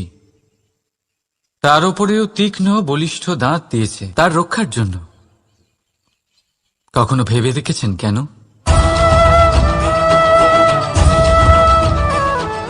কারণ শব্দ আর শব্দের প্রয়োগ মানুষের সবচেয়ে বড় অস্ত্র, যার প্রয়োগ যত ভেবে চিন্তে করা যায়, মানুষ তার জীবনে ততটাই উপরে উঠতে পারে। তাহলে মনে রাখুন, দেখুন, শুনুন আর বুঝুন বেশি, বলুন কম। রাধা রাধা।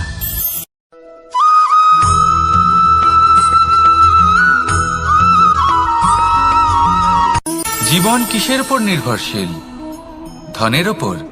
বৈভবের অনুভব যদি আপনি করতে চান, তাহলে তা পাবেন শুধু একতার দ্বারা, সংগঠনের দ্বারা। যদি আপনাকে উদাহরণ দিই, নিজের এই হাতটাকে দেখুন, 5টা আঙুল রয়েছে। কোনো একটা বস্তুকে নিজের একটা আঙুল দ্বারা তুলে ধরার চেষ্টা করে দেখুন, বড়ই কষ্ট হবে।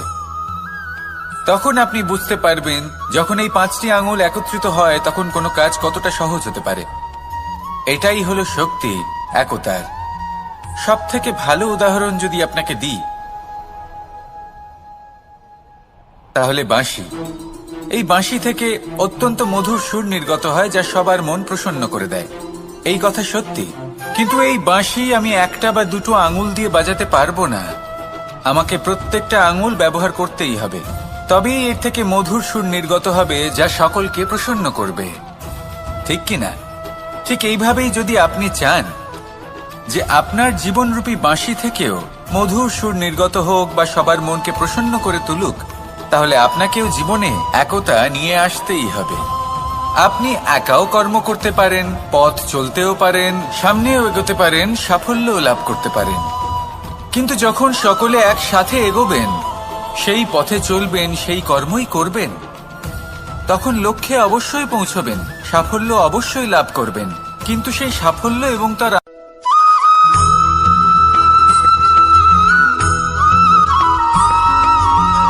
এই সংসারে সবথেকে বেশি কোমল বস্তু হলো রেশম। এই রেশম এতটাই কোমল হয় যে এর পুরো একটা থান শুধুমাত্র একটা হাতে ধরা সম্ভব। কখনো ভেবে দেখেছেন এই রেশম কিভাবে হয়? একটি কীট তার লালার দ্বারা উৎপন্ন হয়। এই কীট সেই রেশমকে পাক দিতে থাকে, পাক দিতেই থাকে, আর আস্তে আস্তে তার মধ্যেই জড়িয়ে পড়ে। শেষে ওর এই সুন্দর অমূল্য সৃষ্টি রেশমের এই সুতো, তার নির্মাণ কার্য পূর্ণ হয়। কিন্তু তাতেই ও নিজে বন্দী হয়ে যায়। নিজেরই মায়াজালের এই বন্দী গৃহে নিজেই ফেঁসে যায়। এবার এই সুতোকে ব্যবহারযোগ্য করে তোলার জন্য এই কীটগুলিকে এই কবচের সাথেই ফুটন্ত জলে ফেলে দেওয়া হয়। এই সংসারে যদি আমাদের স্বপ্ন এই সংসারের দুঃখ হরণ করার জন্য, এই সংসারে সুখ বিতরণ করার জন্য হয়, তবেই আমাদের প্রগতি সম্ভব। যদি আমাদের এই স্বপ্ন শুধুই আমাদের এবং আমাদের স্বার্থ সিদ্ধির জন্য হয়, তাহলে এই স্বপ্ন আমাদের অন্ধ করে দেবে, আমাদের অন্ধকারের পথে নিয়ে যাবে, আর আমরাও সেই কীটের মতো হয়ে যাব। নিজেদেরই মায়াজালে আমরা নিজেই ফেঁসে যাব, আর শেষে আমরা যদি কিছু লাভ করি, তা হবে একাকিত্ব, অন্ধকারময় মৃত্যু। তাই স্বপ্ন অবশ্যই দেখুন, কিন্তু এমন ভাবে স্বপ্ন দেখবেন না যে তার এই বন্দিগৃহে আপনি নিজেই ফেঁসে গেলেন। স্বপ্ন দেখুন পরোপকারে।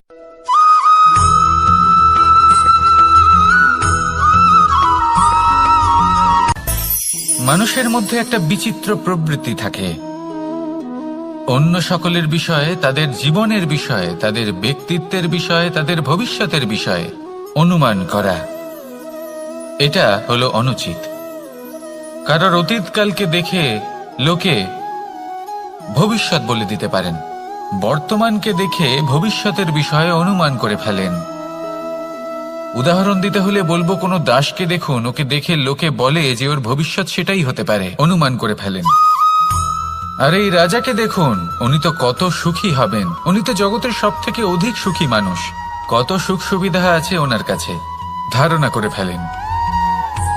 তবে সত্য তো এটাই যে কারোর ব্যক্তিত্বের বিষয়ে, তাদের ভবিষ্যতের বিষয়ে আপনি পূর্ণ সত্য কখনোই বলতে পারবেন না, শুধু অনুমান করতে পারবেন। আর এই অনুমান করে সত্যি কোনো লাভ হয় না, কারণ এই কাল সেটা হলো অত্যন্ত শক্তিশালী। কালো থেকে কালোতর কয়লাকেও হিরেতে পরিণত করতে পারে, অনেক বড় বড় রাজাকেও বিদূষক বানিয়ে ফেলতে পারে এক মুহূর্তেই। তাহলে আপনি অনুমান করে কি লাভ? কি পেলেন অনুমান করে? সেই জন্য কারোর বিষয়ে কোনো অনুমান করবেন না, তার ভবিষ্যতের বিষয়ে অনুমান করতে যাবেন না, কারোর বিষয়ে কোনো ধারণা করে নেবেন না। কিছু করতে হলে ভালোবাসুন, সবার মধ্যে ভালোবাসা ছড়ান, সবার মধ্যে ধন্যাত্মক ভাব ছড়ান। এই মন প্রসন্ন হয়ে বলবে, রাধা রাধা।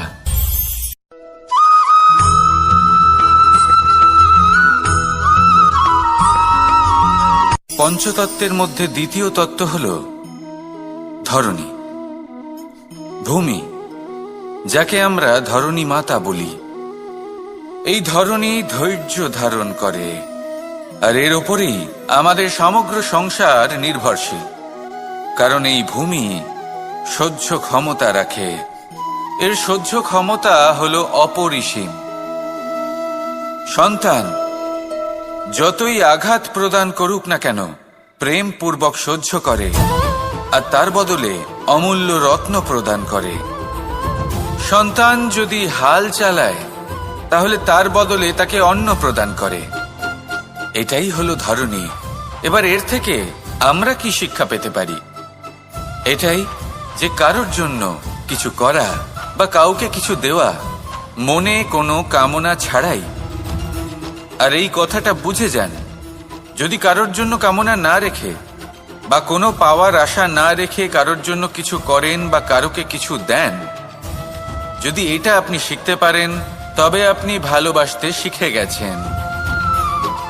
আর সেই জন্যই এই ধরিত্রীকে মাতা বলা হয়।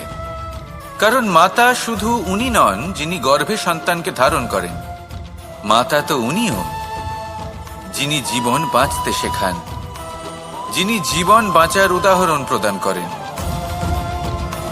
তাহলে ধরণীর থেকে এই নিঃস্বার্থ ভাব শিখুন, নিঃস্বার্থ ভালোবাসা শিখুন, আর এই ভালোবাসার সাথেই বলুন, রাধা রাধা।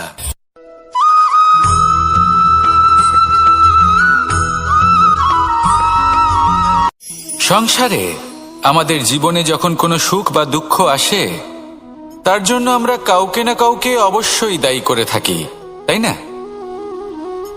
এই ব্যক্তি আমাদের সাথে এরকম কাজ করেছেন, তাই আমার সাথে এমন হলো। ওই ব্যক্তি যদি এমনটা না করতেন, তাহলে আজ আমি ওই স্থানে পৌঁছতে পারতাম। সবই আপনার দৃষ্টিভঙ্গির ওপর নির্ভরশীল। আর যদি আপনার দৃষ্টিভঙ্গি এমন হয়, তাহলে তা অনুচিত। সত্যি কথা বলতে, এই সংসারে ভিন্ন ভিন্ন ধরনের মানুষ আছে। এটা আপনার ওপর নির্ভর করছে কিভাবে তাদের স্বাগত জানাবেন। একবার ভাবুন, আমি আমার দুটো হাত সামনে নিয়ে এলাম, দুটো মুঠো খুলে দিলাম। দুই প্রকারের মানুষ আসবেন, কিছু না কিছু দিয়ে যাবেন। এই মুঠো যদি আমি বন্ধ করে দিই, তাহলে না কেউ আমাকে কিছু দিতে পারবে, না আমার কিছু যাবে আসবে। নিশ্চয়ই বুঝতে পারছেন এই দুই ধরনের ব্যক্তি কারা এবং তারা কি দিয়ে যান। আমি যদি নিজের মুঠো খুলে দিই, তাহলে কিছু ভালো মানুষ আসবেন, আমাকে আনন্দ, সন্তুষ্টি, জ্ঞান প্রদান করে যাবেন, ভালো অভিজ্ঞতা দিয়ে যাবেন। কোনো খারাপ ব্যক্তি যদি আসেন তাহলে তিনিও খারাপ অভিজ্ঞতা দেবেন, যার থেকে আমি শিক্ষা লাভ করব। এই সব কিছু আমি লাভ করতে পারি। মুঠো যদি বন্ধ করে রাখি তাহলে আমি কিছুই পাবো না। দেখুন, এই সংসারে প্রত্যেকের জীবনে এইরকম, প্রত্যেকের জীবনে সবকিছুই আছে, ভালো খারাপ দুই মানুষই আছে, ভালো অভিজ্ঞতা আছে, খারাপ অভিজ্ঞতা আছে। নির্ভর করছে আপনার উপর যে আপনি কি করবেন, এনাদের স্বাগত কিভাবে জানাবেন, কার থেকে কি বুঝবেন, কি শিখতে পারবেন, আর কোন দৃষ্টিভঙ্গি নিয়ে অগ্রসর হবেন। এটাই নির্ধারণ করবে যে আপনার জীবন কেমন হবে। আসুন আমার সাথে ভালোবেসে বলুন, রাধা রাধা।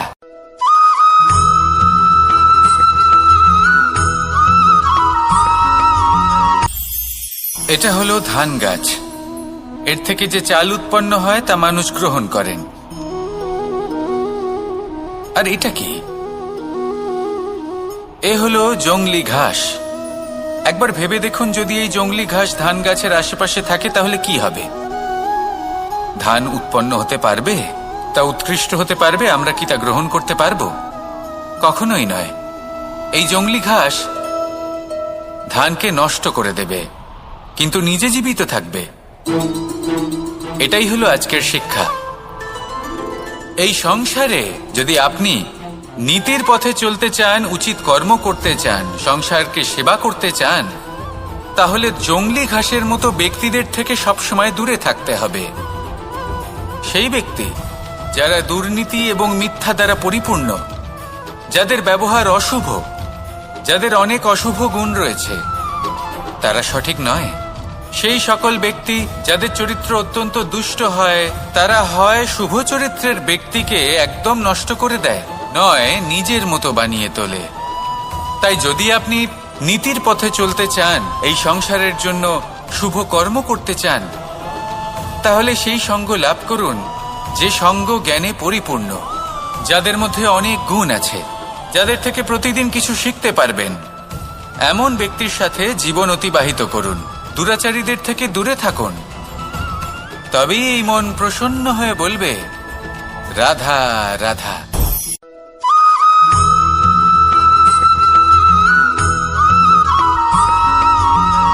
মানুষের মানসিকতা এমন হয় যে সে যতটা করে আশা করে যে তার থেকে অনেক বেশি তার বদলে সে পাবে।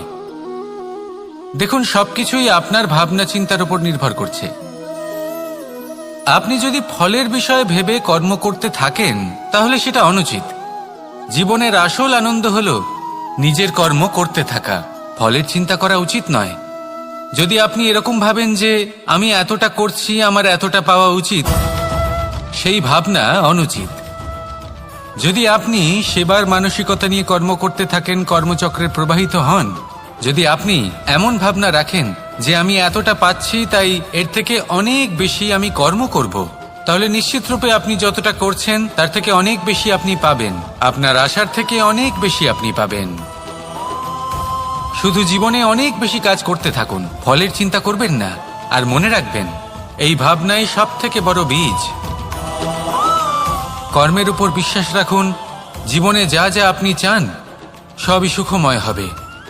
আসুন আর আমার সাথে ভালোবেসে বলুন, রাধা রাধা।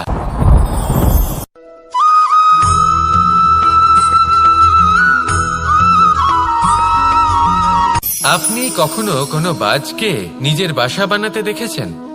এই বাজ যখনই কোনো বাসা বানায় তখন উঁচু গাছের ডালে বা কোনো পর্বতের শিখরে বাসা বানায়, অনেক উচ্চতায়।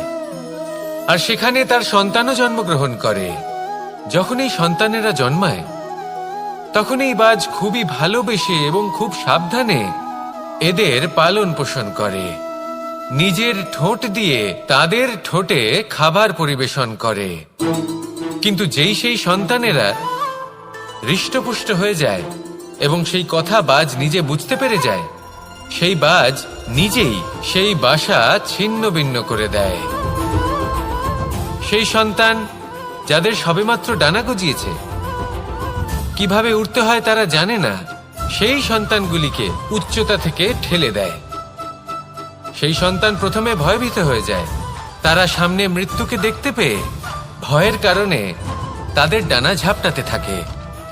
আর সেই প্রক্রিয়াতেই সেই সন্তানগুলি উড়তে শুরু করে দেয়। এবার এই ঘটনায় আমরা কি শিক্ষা পেতে পারি? এটাই, যদি আপনি মাতা পিতা হন তাহলে নিজের সন্তানকে অবশ্যই স্নেহ করুন, কিন্তু তাদেরকে নিজের আঁচলের তলায় বেঁধে রাখবেন না।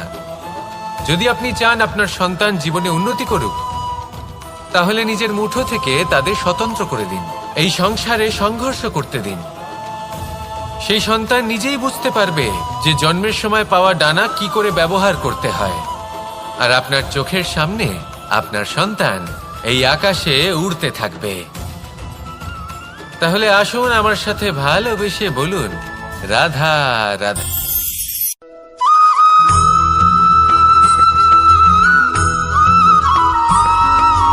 বসন্ত ঋতু, এই সময় মন আনন্দে ভরে থাকে।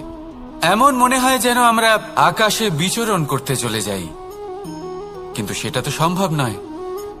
সেই জন্য হয়তো আমরা ঘুড়ি ওড়াই, এই ঘুড়িকে নিজেদের প্রতিরূপ মনে করে। এবার অনেক মানুষ আছেন যারা ঘুড়ি ওড়ান, কিন্তু এই কর্মের সারমর্ম কি সেটা কজন বুঝতে পারেন? আপনি এটা মনে করুন যে আপনি হলেন সেই ঘুড়ি, আর এই সুতো যিনি ধরে রয়েছেন তিনি হলেন পরমাত্মা। আর এই সুতো যেখান থেকে শুরু হয় সেই লাটাই হলো আমাদের কর্মচক্র। এবার আপনি নিজেই অনুমান করুন যে এই উড়ান কার ওপর নির্ভরশীল? পরমাত্মার ওপর আর আপনার কর্মের ওপর।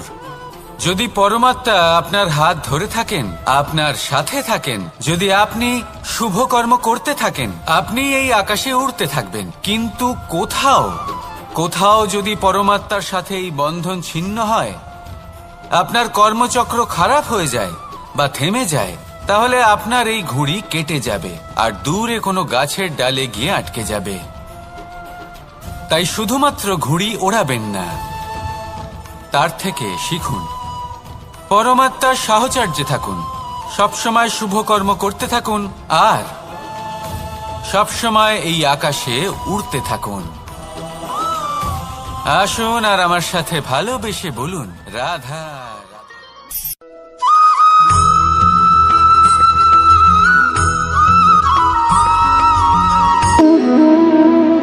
সম্পর্ক হলো আমাদের জীবনের একটি আধার। কিছু সম্পর্ক এমন যে আমরা জন্মসূত্রে লাভ করি, যেমন পরিবার, মা বাবা। কিছু সম্পর্ক আছে যে আমরা জীবনে অর্জন করে থাকি, তা সে প্রেমের হোক, স্নেহের হোক বা বন্ধুত্বের। এই সকল সম্পর্ক লাভ করার বা গড়ে তোলার 5টি ধাপ রয়েছে। প্রথম ধাপ, কোনো ব্যক্তির সাথে আলাপ হওয়া, তার সাথে কথা বলা বা তাকে দেখা। দ্বিতীয় ধাপ, সে ব্যক্তিকে আমাদের ভালো লাগা। তৃতীয় ধাপ, আমাদের এটা চাইতে শুরু করা যে জীবনে এই ব্যক্তি যেন আমাদের বন্ধু হন, আমাদের জীবনে থাকেন, বা আমাদের কাউকে ভালোবেসে ফেলা আর এটা আমাদের ভাবা বা চাওয়া যে সেই ব্যক্তি যেন আজীবন আমার সাথে থাকেন, আমার জীবনে আমার সাথী হয়ে। চতুর্থ ধাপ, লাভ করা।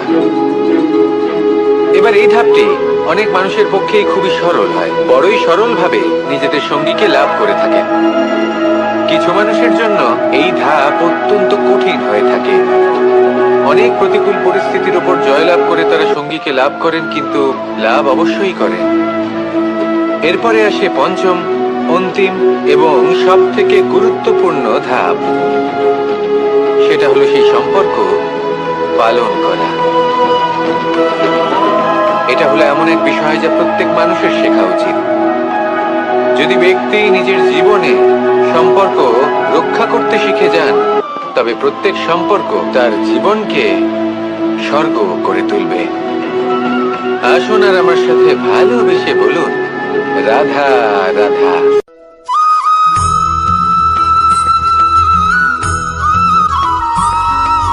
জীবনে যখন কোনো ব্যক্তি নিজের লক্ষ্য প্রাপ্তির জন্য নিরন্তর পরিশ্রম করতে থাকেন, চেষ্টা করতে থাকেন, তখন তিনি কষ্ট অনুভব করেন। কখনো শারীরিক কষ্ট, কখনো মানসিক কষ্ট। এবার উনি এটা ভাবতে থাকেন যে আমি কি উচিত করছি নাকি অনুচিত করছি। কারণ অন্যদিকে এমন একজন ব্যক্তিও আছেন যিনি একদমই পরিশ্রম চেষ্টা করছেন না। তিনি মদিরা পান করেন, বিলাসিতায় জীবন কাটান, অলস প্রকৃতির হয়ে ওঠেন, নিদ্রাতে বিলীন হয়ে থাকেন আর ভাবেন যে তিনি সুখ লাভ করছেন। কিন্তু এরকম কেন হয়?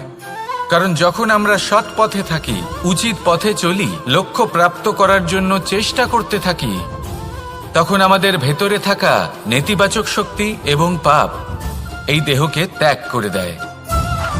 আর এই অনুভূতিটাই আমাদের দুঃখের অনুভূতি দেয়, কষ্ট দেয়। এবার সেখানে যদি আমরা কুপথে চলি, অনুচিত পথে চলতে থাকি, তাহলে আমাদের ভেতরে থাকা পুণ্য এবং ধনাত্মক শক্তি আমাদের দেহ ত্যাগ করে দেয়। আর এই অনুভূতির কারণেই আমরা সুখ অনুভব করি। কিন্তু কখনো ভাববেন যে এই সুখ বেশি সময় পর্যন্ত থাকে না। সেই জন্য সবসময় মনে রাখবেন, যদি আপনি জানেন যে এটাই আপনার লক্ষ্য, এটাই উচিত পথ, শুভ পথ, তাতে নিরন্তরভাবে এগিয়ে যেতে চেষ্টা করতে থাকুন। এই কষ্ট আপনাকে সুখের পরাকাষ্ঠায় কখন পৌঁছে দেবে তা আপনি জানতেই পারবেন না। আসুন আমার সাথে ভালোবেসে বলুন, রাধা রাধা।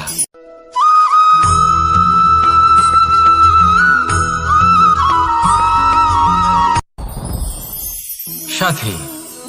সাথী এই শব্দটির ব্যাখ্যা কে কিভাবে করে? মিত্র, সখা, বন্ধু। কিন্তু অর্থ একটাই, তিনি যিনি আপনার সঙ্গী হন আর তিনি যার সাথী আপনি হন। এবার সব থেকে বড় প্রশ্ন হলো এটাই যে তিনি কে হতে পারেন যাকে আপনি আপনার সাথী বলে মেনে নিতে পারেন, নিজের সখা, নিজের মিত্র, নিজের বন্ধু মেনে নিতে পারেন। আপনার সাথী হলেন তিনি যিনি দুঃখের সময় আপনার পাশে থাকবেন, আপনার হাত ধরে থাকবেন। আপনার সাথী হলেন তিনি যার হাত আপনি নিজের সুখের দিনে ধরে থাকবেন।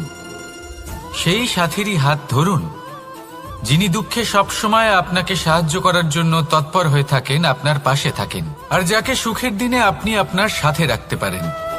আর যখন আপনার সাথে আপনার এই সাথী থাকবে, তখন আপনি এটা বুঝবেন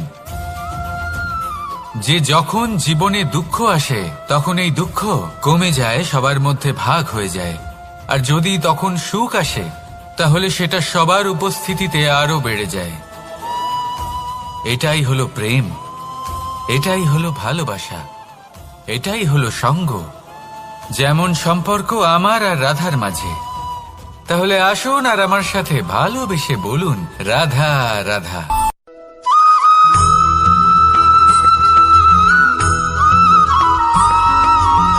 পঞ্চতত্ত্বের মধ্যে দ্বিতীয় তত্ত্ব হল ধরণী, ভূমি, যাকে আমরা ধরণী মাতা বলি। এই ধরণী ধৈর্য ধারণ করে, আর এর ওপরেই আমাদের সমগ্র সংসার নির্ভরশীল। কারণ এই ভূমি সহ্য ক্ষমতা রাখে, এর সহ্য ক্ষমতা হল অপরিসীম। সন্তান যতই আঘাত প্রদান করুক না কেন, প্রেম পূর্বক সহ্য করে, আর তার বদলে অমূল্য রত্ন প্রদান করে। সন্তান যদি হাল চালায়, তাহলে তার বদলে তাকে অন্ন প্রদান করে। এটাই হলো ধরণী। এবার এর থেকে আমরা কি শিক্ষা পেতে পারি? এটাই যে কারোর জন্য কিছু করা বা কাউকে কিছু দেওয়া মনে কোনো কামনা ছাড়াই। আর এই কথাটা বুঝে যান, যদি কারোর জন্য কামনা না রেখে বা কোনো পাওয়ার আশা না রেখে কারোর জন্য কিছু করেন বা কারোকে কিছু দেন, যদি এটা আপনি শিখতে পারেন, তবে আপনি ভালোবাসতে শিখে গেছেন। আর সেই জন্যই এই ধরিত্রীকে মাতা বলা হয়। কারণ মাতা শুধু উনি নন যিনি গর্ভে সন্তানকে ধারণ করেন, মাতা তো উনিও যিনি জীবন বাঁচতে শেখান, যিনি জীবন বাঁচার উদাহরণ প্রদান করেন। তাহলে ধরণীর থেকে এই নিঃস্বার্থ ভাব শিখুন, নিঃস্বার্থ ভালোবাসা শিখুন, আর এই ভালোবাসার সাথেই বলুন, রাধা রাধা।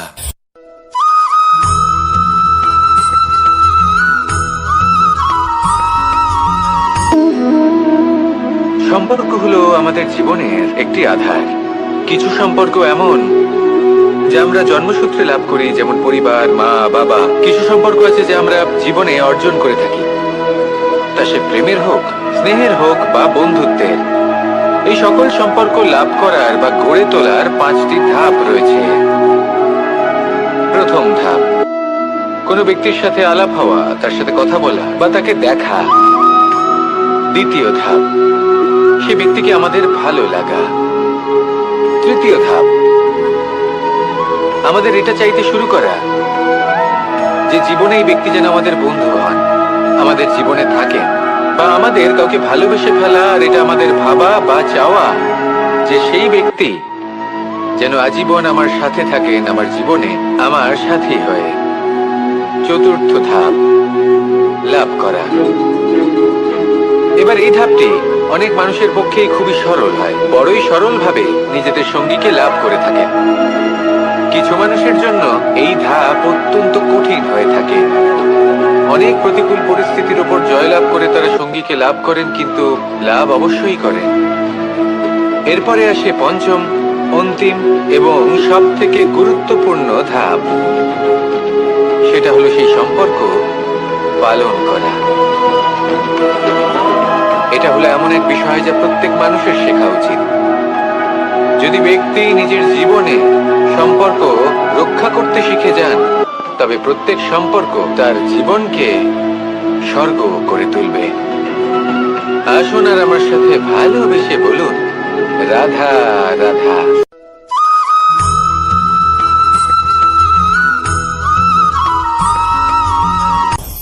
আপনি কখনো পর্বতের শিখরে উঠেছেন? আপনি দেখতে পাবেন পর্বতের পদতলে প্রচুর সুন্দর ফুল রয়েছে, সবুজ বনানী রয়েছে। যত আপনি ওপরে উঠতে থাকবেন তত ফুল কমতে থাকবে, সবুজ বনানী কমতে থাকবে। আরো কিছুটা ওপরে উঠলে কাঁটা জাতীয় গাছ দেখতে পাবেন, শুকনো গাছ দেখতে পাবেন। আরো যদি ওপরে ওঠেন তাহলে পাষাণ দেখতে পাবেন। আরো ওপরে উঠলে হিমখণ্ড দেখতে পাবেন। এই যে পর্বত, তা মনুষ্য জীবনের সবথেকে উত্তম উদাহরণ। মানুষ যখন সাফল্যের শিখরে পৌঁছতে চান, মহানুভবতার শিখরে পৌঁছতে চান, পথে যত আস্তে আস্তে উপরে উঠতে থাকেন, ততই ভৌতিক বস্তু তার থেকে বিচ্ছিন্ন হতে থাকে। যদি তিনি সেই ভৌতিক বস্তুগুলি ত্যাগ না করতে পারেন, তাহলে কখনোই সেই স্থানে পৌঁছতে পারবেন না। আর মানুষ যদি উচিত ত্যাগ করতে পারেন, পথে অগ্রসর হতে থাকেন, এগোতে থাকেন, তাহলে একদিন না একদিন তিনি মহানুভবতার, জ্ঞানের, সাফল্যের হিমের স্বাদ অবশ্যই লাভ করবেন। মনে রাখবেন, মানব জীবনে ত্যাগ হলো অত্যন্ত গুরুত্বপূর্ণ অংশ। আসুন আমার সাথে ভালোবেসে বলুন, রাধা রাধা।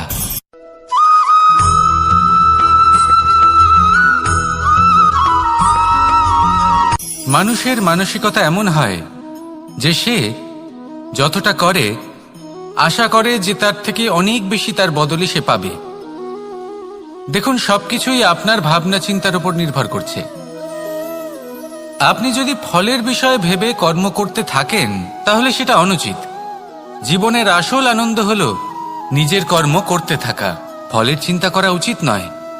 যদি আপনি এরকম ভাবেন যে আমি এতটা করছি, আমার এতটা পাওয়া উচিত, সেই ভাবনা অনুচিত। যদি আপনি সেবার মানসিকতা নিয়ে কর্ম করতে থাকেন, কর্মচক্রে প্রবাহিত হন, যদি আপনি এমন ভাবনা রাখেন যে আমি এতটা পাচ্ছি, তাই এর থেকে অনেক বেশি আমি কর্ম করব, তাহলে নিশ্চিতরূপে আপনি যতটা করছেন তার থেকে অনেক বেশি আপনি পাবেন। আপনার আশার থেকে অনেক বেশি আপনি পাবেন। শুধু জীবনে অনেক বেশি কাজ করতে থাকুন, ফলের চিন্তা করবেন না। আর মনে রাখবেন, এই ভাবনাই সব থেকে বড় বীজ। কর্মের উপর বিশ্বাস রাখুন। জীবনে যা যা আপনি চান সবই সুখময় হবে। আসুন আর আমার সাথে ভালোবেসে বলুন, রাধা রাধা।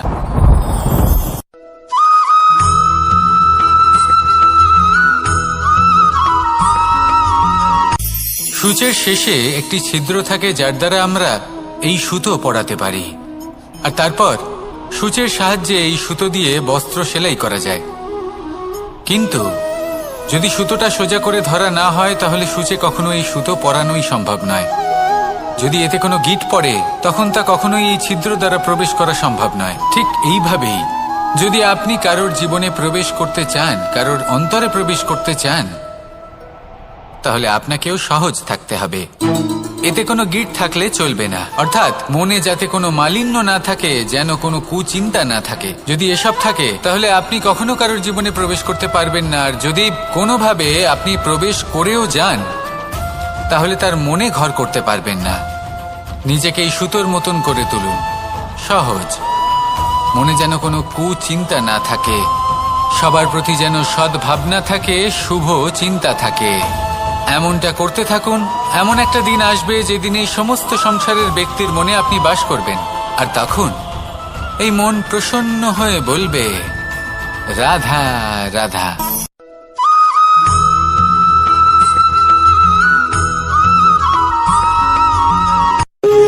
যখন মানুষের মৃত্যু হয় তখন কি হয়?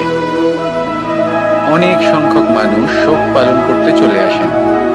যে ব্যক্তি মৃত্যু লাভ করেছেন তার অনেক বস্তু থাকে যেগুলো তার প্রিয়, যেগুলো তিনি ব্যবহার করেছেন।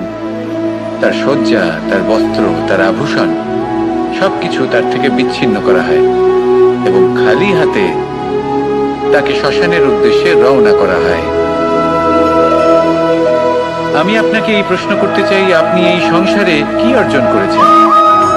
ধন সম্পত্তি, বস্ত্র, আভূষণ, এই সবকিছু যে আপনি অর্জন করেছেন, আপনার মৃত্যুর পরে তা আপনার থেকে দূর হয়ে যাবে। এর উত্তর হলো একটাই, আপনার কর্ম। শুধু সেটাই আছে যা একান্ত আপনার, আর শুধু সেটাই এই সংসার থেকে চলে যাওয়ার পরেও সংসারেই জীবিত থাকবে। যদি আপনি দুষ্কর্ম করেন তাহলে এই সংসার আপনাকে একটি অনুচিত উদাহরণ হিসেবে মনে রাখবে যে এই ব্যক্তি খুব পাপী ছিল, অনুচিত কর্ম করতেন। যে পথে তিনি চলেছেন সেই পথে কারোর চলা উচিত নয়। সেখানেই যদি আপনি সৎকর্ম করেন তাহলে সংসার চিরকাল এটাই বলবে যে খুব ভালো মানুষ ছিলেন, সবাইকে ভালোবাসতেন, সবাইকে সাহায্য করতেন, আমার খুব প্রিয় মানুষ ছিলেন। এটাই হলো শ্রেষ্ঠ কর্ম। সেই জন্য জীবনে শুধুমাত্র ধন সম্পত্তি, আভূষণ এই সব অর্জন করতে গিয়ে নিজের মনোনিবেশ করবেন না। শ্রেষ্ঠ কর্ম করুন। সংসার থেকে চলে যাওয়ার পরেও এই কর্মই এই সংসারে আপনাকে জীবিত রাখবে। আসুন আমার সাথে ভালোবেসে বলুন, রাধা রাধা।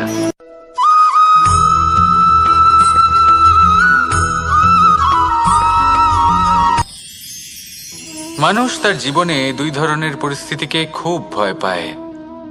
এক, কোনো কারণবশত কারোর সামনে নত হওয়া। দুই, কোনো কারণে নিজের চরিত্র থেকে, নিজের মূল্যবোধ থেকে বিচ্যুত হওয়া। এবার কেন হয় এরকম যে কথায় কথায় কারোর সামনে নত হতে হয়? কেন বারংবার নিজের চরিত্র থেকে চ্যুত হতে হয়? এরকম কেন হয়? এটা তখনই হয় যখন আমাদের শিক্ষা এবং মূল্যবোধের অভাব থাকে। যদি মানুষের মধ্যে প্রকৃত শিক্ষা থাকে তাহলে এই সংসারে কোনো সময় এবং কারোর সামনেই নত হওয়ার কোনো প্রয়োজন নেই। যদি মানুষের মধ্যে মূল্যবোধ থাকে তাহলে তাকে নিজের মূল্যবোধ বা চরিত্র থেকে বিচ্যুত হতে হয় না, তা সে যাই হয়ে যাক না কেন। কোনো বালককে যদি জন্ম থেকেই সুশিক্ষার অধিকারী করা হয়, শিক্ষিত করা হয়, মূল্যবোধের অধিকারী করা হয়, তবে সে এই সংসারে এমন কর্ম করবে যাতে সে নিজেকে, নিজের পরিবারকে, সমগ্র সমাজকে গর্বিত করতে পারে। শিক্ষা লাভ করুন, মূল্যবোধ লাভ করুন এবং আমার সাথে ভালোবেসে বলুন, রাধা রাধা।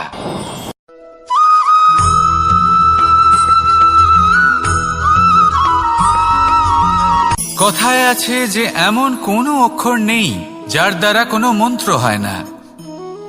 এমন কোনো বনস্পতি নেই যা নিজেই একটা ঔষধি নয়। পৃথিবীর এমন কোনো ব্যক্তি নেই যার মধ্যে কোনো যোগ্যতা থাকে না। শুধু প্রয়োজন হলো যে ব্যক্তিকে আমরা খুঁজে চলেছি তাকে সঠিকভাবে চিনে নেওয়া। যদি তার যোগ্যতা, তার বিশেষত্ব আমরা বুঝতেই না পারি তাহলে আর লাভ কি রইল? এই সংসারে এমন অনেক ব্যক্তি রয়েছেন যারা ছোট ছোট অসফলতার কারণে আপনাকে এটা বলে দেবে যে আপনি কোনো কাজের নন, আপনি হলেন মূর্খ, আপনি কিছুই করতে পারবেন না, এইসব কথায় কখনোই বিশ্বাস করবেন না। কারণ আপনি এবং প্রত্যেকটি জীব এই পরমাত্মা এবং এই প্রকৃতির সৃষ্টি, যা অত্যন্ত বিশেষ। যদি আপনাকে উদাহরণ দিই তাহলে একদিকে আছে তরোয়াল, একটা বড় লম্বা তরোয়াল, যার দ্বারা যুদ্ধ করা যায়, জয়লাভ করা যায়। আর অন্যদিকে রয়েছে একটা ছোট্ট সূঁচ, কিন্তু যে কাজ একটা ছোট্ট সূঁচ করতে পারে তা একটা তরোয়াল দ্বারা সম্ভব নয়।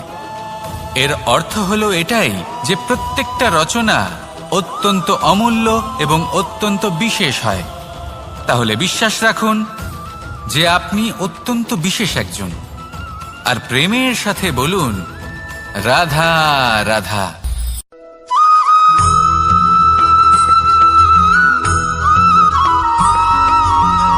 এই সংসারে কোনো বস্তু হোক বা ব্যক্তি হোক, তার একার গুরুত্ব কিন্তু খুব বেশি নয়। একটা উদাহরণ হিসেবে বৃষ্টির ফোঁটাকে ভেবে দেখুন। যদি একটি বৃষ্টির ফোঁটা হয় তাহলে তার খুব বেশি গুরুত্ব থাকে না, কিন্তু যখন সহস্র বৃষ্টির ফোঁটা মেঘের মধ্যে দিয়ে ঝরে পড়ে তখন সেটা বর্ষার রূপ ধারণ করে। সেই বর্ষা যা এই প্রকৃতিকে শান্ত করে।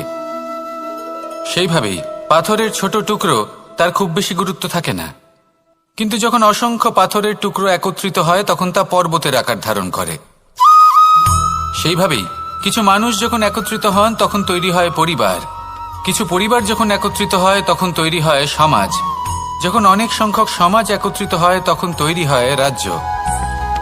এবার এই রাজ্যের সবথেকে গুরুত্বপূর্ণ ব্যক্তি হতে পারেন রাজা, কিন্তু তাও সেই রাজা একা কিছু করতে পারেন না। যুদ্ধ লড়ার সময় তারও নিজের সৈন্যদলকে প্রয়োজন পড়ে। কিন্তু এই সংসারে এমন একজন ব্যক্তি আছেন যিনি একাই সব কাজ করতে থাকেন, এবং সেই ব্যক্তি হলেন মা।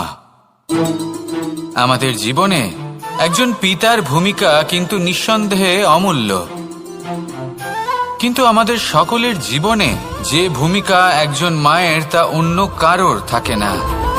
একজন মা একাই সন্তানকে বড় করতে পারেন, সংস্কারী করে তুলতে পারেন, তার জন্য পরিশ্রম করেন। আর এত কিছু কাজ করার পরেও তার কাজের জন্য তিনি প্রশংসা অবশ্য পান না। উল্টে যদি সেই সন্তান অনুচিত পথে চালিত হয়, অনুচিত কর্ম করে, তখন সেই মাকেই অপবাদের পাত্র হয়ে উঠতে হয়। আমাদের জীবনে মায়ের যোগদান কতটা সেটা বুঝুন। আপনাকে বড় করে তোলার জন্য উনি কতটা পরিশ্রম করেছেন সেটা বুঝুন। আজ থেকে, এখন থেকে, এই মুহূর্ত থেকে মাকে সম্মান করতে শিখুন। যখন সময় পাবেন, যখন সুযোগ হবে, তখন তার প্রশংসা করুন, ওনারও ভালো লাগবে। আর মায়ের এই মমতার জন্য, তার এই ভূমিকার জন্য আসুন সবাই মিলে আমরা তাকে প্রণাম করি, আর সকলে মিলে ভালোবেসে বলি রাধা রাধা।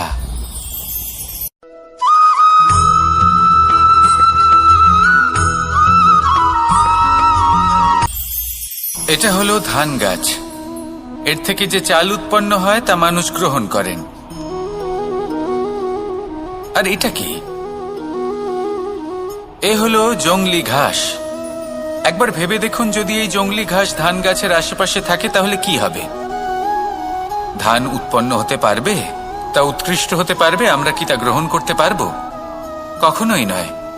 এই জংলি ঘাস ধানকে নষ্ট করে দেবে, কিন্তু নিজে জীবিত থাকবে। এটাই হলো আজকের শিক্ষা। এই সংসারে যদি আপনি নীতির পথে চলতে চান, উচিত কর্ম করতে চান, সংসারকে সেবা করতে চান, তাহলে জংলি ঘাসের মতো ব্যক্তিদের থেকে সবসময় দূরে থাকতে হবে। সেই ব্যক্তি যারা দুর্নীতি এবং মিথ্যা দ্বারা পরিপূর্ণ, যাদের ব্যবহার অশুভ, যাদের অনেক অশুভ গুণ রয়েছে, তারা সঠিক নয়। সেই সকল ব্যক্তি যাদের চরিত্র অত্যন্ত দুষ্ট হয়, তারা হয় শুভ চরিত্রের ব্যক্তিকে একদম নষ্ট করে দেয়, নয় নিজের মতো বানিয়ে তোলে। তাই যদি আপনি নীতির পথে চলতে চান, এই সংসারের জন্য শুভ কর্ম করতে চান, তাহলে সেই সঙ্গ লাভ করুন যে সঙ্গ জ্ঞানে পরিপূর্ণ, যাদের মধ্যে অনেক গুণ আছে, যাদের থেকে প্রতিদিন কিছু শিখতে পারবেন। এমন ব্যক্তির সাথে জীবন অতিবাহিত করুন, দুরাচারীদের থেকে দূরে থাকুন। তবেই এই মন প্রসন্ন হয়ে বলবে, রাধা রাধা।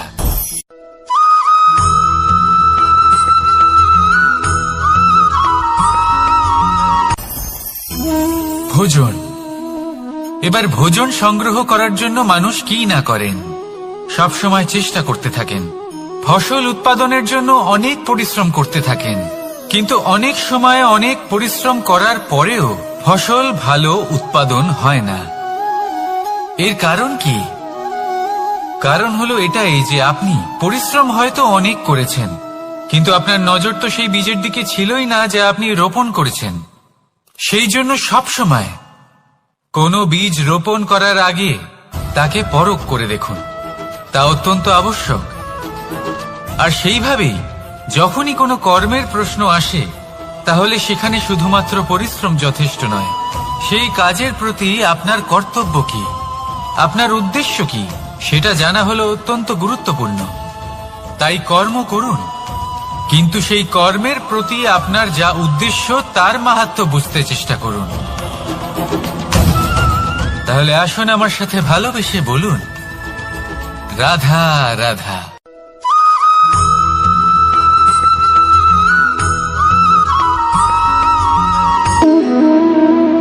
সম্পর্ক হলো আমাদের জীবনের একটি আধার।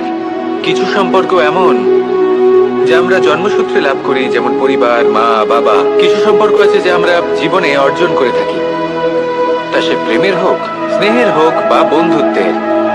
এই সকল সম্পর্ক লাভ করার বা গড়ে তোলার 5টি ধাপ রয়েছে। প্রথম ধাপ, কোনো ব্যক্তির সাথে আলাপ হওয়া, তার সাথে কথা বলা বা তাকে দেখা। দ্বিতীয় ধাপ, সে ব্যক্তিকে আমাদের ভালো লাগা। তৃতীয় ধাপ, আমাদের এটা চাইতে শুরু করা যে জীবনে এই ব্যক্তি যেন আমাদের বন্ধু হন, আমাদের জীবনে থাকেন, বা আমাদের কাউকে ভালোবেসে ফেলা। আর এটা আমাদের ভাবা বা চাওয়া যে সেই ব্যক্তি যেন আজীবন আমার সাথে থাকেন, আমার জীবনে আমার সাথী হয়ে। চতুর্থ ধাপ, লাভ করা। এবার এই ধাপটি অনেক মানুষের পক্ষেই খুবই সরল হয়, বড়ই সরল ভাবে নিজেদের সঙ্গীকে লাভ করে থাকেন। কিছু মানুষের জন্য এই ধাপ অত্যন্ত কঠিন হয়ে থাকে। অনেক প্রতিকূল পরিস্থিতির উপর জয়লাভ করে তারা সঙ্গীকে লাভ করেন, কিন্তু লাভ অবশ্যই করেন। এরপরে আসে পঞ্চম, অন্তিম এবং সব থেকে গুরুত্বপূর্ণ ধাপ। সেটা হলো সেই সম্পর্ক পালন করা। এটা হলো এমন এক বিষয় যা প্রত্যেক মানুষের শেখা উচিত। যদি ব্যক্তি নিজের জীবনে সম্পর্ক রক্ষা করতে শিখে যান, তবে প্রত্যেক সম্পর্ক তার জীবনকে স্বর্গ করে তুলবে। আসুন আর আমার সাথে ভালোবেসে বলুন, রাধা রাধা।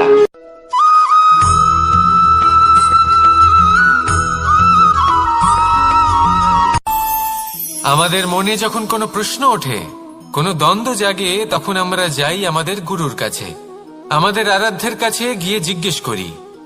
এইভাবেই একদিন আমি পৌঁছলাম আমার আরাধ্যের কাছে, আমার মহাদেবের কাছে, আর ওনাকে প্রশ্ন করলাম যে মহাদেব, জীবনে আনন্দ পাওয়ার, উৎসব পালনের, প্রেম ভাগ করে নেবার, জীবনকে উপভোগ করে নেওয়ার সর্বশ্রেষ্ঠ সময় কোনটা? মহাদেব হাসলেন আর উনি বললেন, জীবনে উৎসব পালনের সব থেকে শ্রেষ্ঠ দিন হল মৃত্যুর ঠিক আগের দিনটা। প্রেম ভাগ করে নেওয়ার সব থেকে শ্রেষ্ঠ মুহূর্ত হল মৃত্যুর ঠিক আগের মুহূর্ত। জীবনকে উপভোগ করে নেওয়ার সর্বশ্রেষ্ঠ প্রহর হল মৃত্যুর 1 প্রহর পূর্বে। তখন আমি চমকে গেলাম। আমি বললাম, কিন্তু মহাদেব, মৃত্যু তো অনিশ্চিত, আমরা জানিও না কবে আমাদের মৃত্যু হবে। মহাদেব আবার হাসলেন উনি বললেন যে যদি আমরা এভাবে জীবন কাটাই যে আমরা জীবনের প্রত্যেক দিন, প্রত্যেক মুহূর্ত, প্রত্যেক প্রহর শেষ বলে মনে করি, তাহলে আমাদের সমস্ত জীবন আনন্দের সাথেই অতিবাহিত হবে। কি বলেন?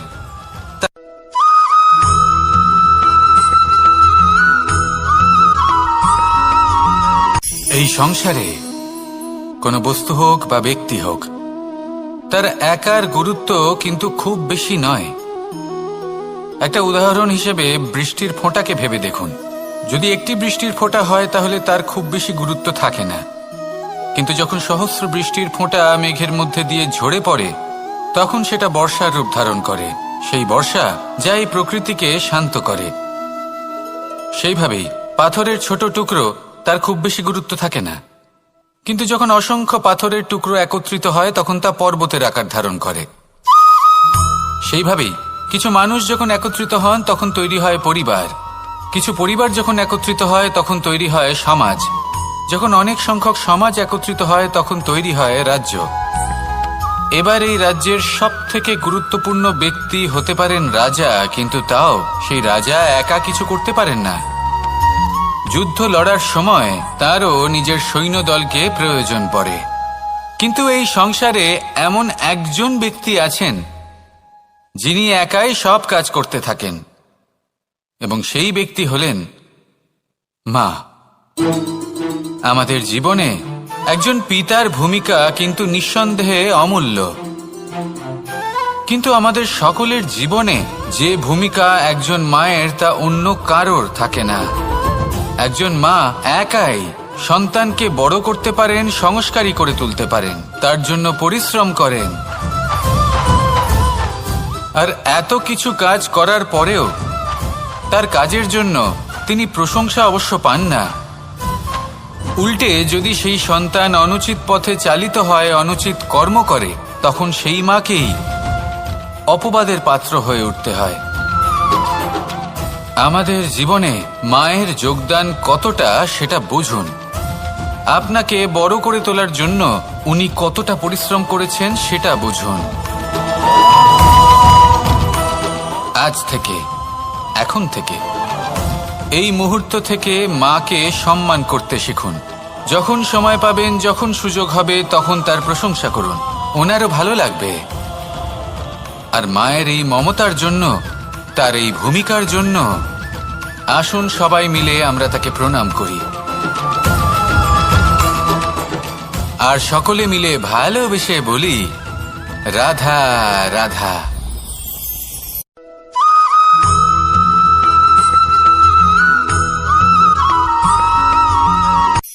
এই সংসারে সাফল্য লাভ করার জন্য জ্ঞানের প্রয়োজন হয়, পরিশ্রমের প্রয়োজন হয়, দৃঢ় নিষ্ঠার প্রয়োজন হয়, নিরন্তর চেষ্টা করা প্রয়োজনীয়। কিন্তু আরো কিছু আছে যা অত্যন্ত প্রয়োজনীয় এবং গুরুত্বপূর্ণ। তা হলো ভালো বন্ধু। তাদের থাকা অত্যন্ত প্রয়োজনীয়। যদি ভালো বন্ধু থাকে তাহলে সময় এলে তারা ঢাল হয়ে আপনাকে সুরক্ষা করবেন। সময় এলে অস্ত্রের মতো শত্রুকে সংহারও করবেন। যদি তিনি জ্ঞানী হন, তাদের মধ্যে সদ্গুণ থাকে, তাহলে এই সব গুণ আপনার মধ্যেও প্রবেশ করবে। তাহলে সাফল্যের জন্য ভালো বন্ধু পাওয়া অত্যন্ত প্রয়োজনীয়।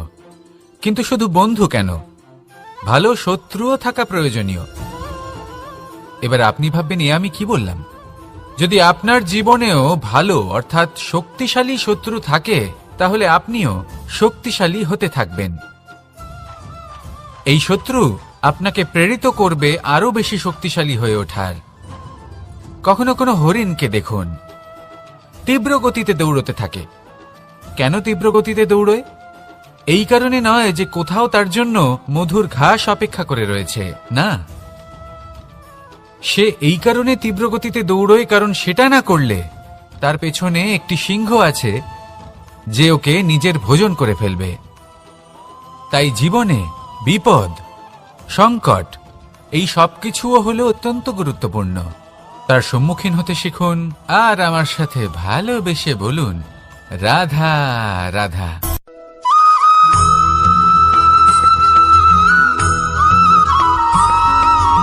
কথায় আছে, প্রত্যেক পুত্র তার পিতার প্রতিচ্ছবি হয়।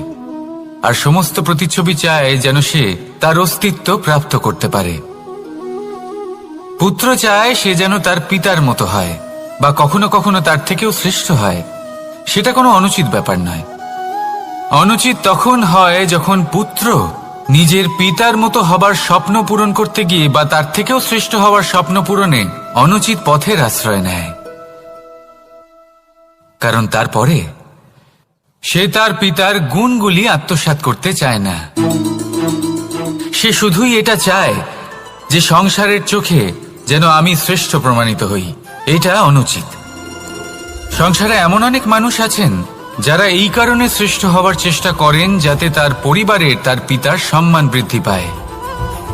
এমনও মানুষ থাকেন, আর এটাই হলো পার্থক্য উদ্দেশ্যের। মনে রাখবেন, যদি আপনার উদ্দেশ্য শুভ হয় তাহলে পথও শুভ হবে, যদি আপনার উদ্দেশ্য অশুভ হয় তাহলে পথও অশুভ হবে। তাহলে নিজের পিতার মতো হবার চেষ্টা অবশ্যই করুন, তার থেকেও শ্রেষ্ঠ হওয়ার চেষ্টা অবশ্যই করুন, কিন্তু মনে রাখবেন আপনার সংকল্প আর আপনার উদ্দেশ্য এই দুই শুভ হওয়া উচিত। তাহলে আসুন আর আমার সাথে ভালোবেসে বলুন, রাধা রাধা।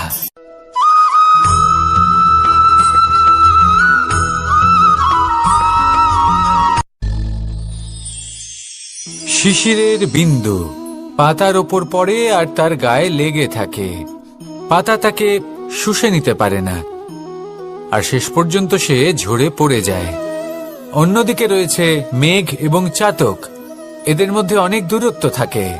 মেঘ থাকে আকাশে আর চাতক থাকে ধরিত্রীতে।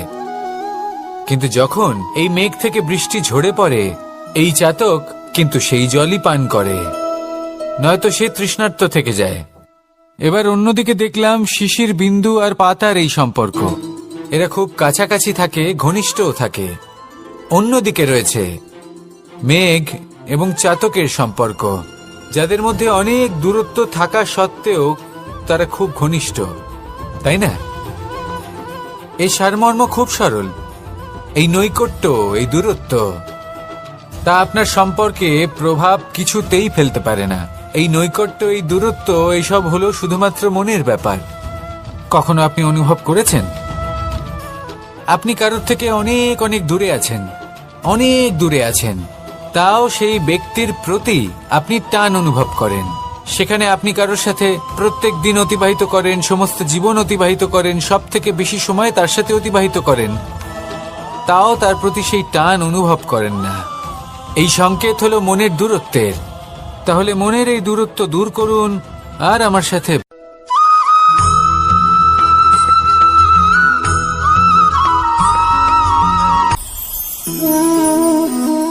শক্তি এক অত্যন্ত বিচিত্র বস্তু, বা বলতে পারেন অনুভূতি। পিতা সবসময় চান যেন তিনি তার শক্তি পুত্রকে। আসুন আপনাকে সহজে বোঝাই। যদি আপনি সুপাত্র হন আর আপনাকে শক্তি দেওয়া হয়, তাহলে আপনি সেই শক্তির গুরুত্ব বুঝবেন, কোথায় সেই শক্তি প্রয়োগ করা উচিত সেটা বুঝবেন। আর এটা যেহেতু অর্জন করা শক্তি হবে, সেই শক্তির অপব্যবহার হবে না। কিন্তু যদি এই আপনি কুপাত্র হন আর যদি আপনাকে এই শক্তি দেওয়া হয়, তাহলে কি হবে? দেখতে গেলে এই শক্তি আপনি দান হিসেবে পেয়েছেন, তাই না আপনি এই শক্তির গুরুত্ব বুঝবেন আর না এর প্রয়োগ আপনি জানবেন। তার অপব্যবহার হওয়া সুনিশ্চিত। তাই যদি আপনি কোনো শক্তি অর্জন করতে চান, তাহলে আগে তার যোগ্য হয়ে উঠুন। পুত্র নয়, পাত্র হয়ে উঠুন।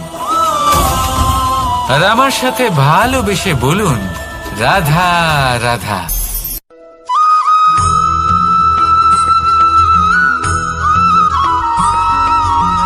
ভালো, শুধু ওনাদের কঠোর ব্যবহার দেখলে আমরা একটু ভয় পেয়ে যাই।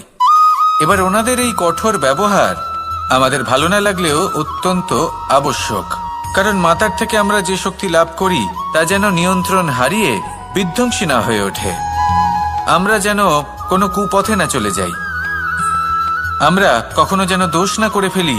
শুধু সেই জন্য পিতা এবং গুরু একটু কঠোর হয়ে ওঠেন, এবং ওনাদের এই কঠোর আচরণ ভবিষ্যতে গিয়ে আমরা অবশ্যই বুঝতে পারি জীবনে কিছু বছর আমরা এগিয়ে যাই আর তারপর আমরা বুঝতে পারি যে বাবা এবং গুরু আমাদের যথেষ্ট ভালোবাসতেন, কিন্তু ওনাদের ভালোবাসার বহিঃপ্রকাশ আলাদা। প্রয়োজনীয় হলো এটা দেখার, এটা বোঝার যে শুরু থেকে আমাদের প্রতি ওনাদের আচরণ কেমন ছিল।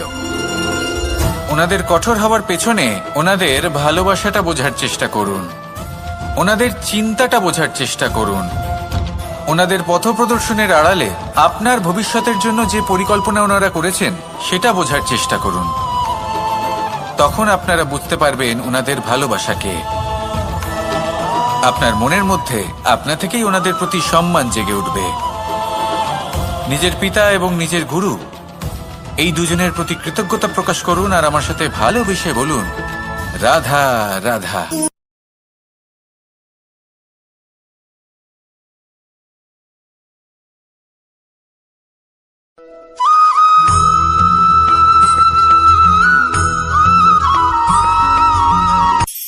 কখনো কোনো বাগানের কোনো বৃক্ষকে দেখেছেন যেখানে সুগন্ধি ফুল থাকে, রসালো ফল থাকে? তখন মন প্রফুল্ল হয়ে ওঠে, মন থেকে সেই বৃক্ষের প্রতি ভালোবাসা জন্মায়। কিন্তু যিনি বাগানের মালিক, শুধুমাত্র তিনিই জানেন যে কিভাবে এই বৃক্ষকে আগলে রাখতে হয়, কিভাবে তার পরিচর্যা করলে এতে সুন্দর সুগন্ধি ফুল হবে, রসালো ফল হবে।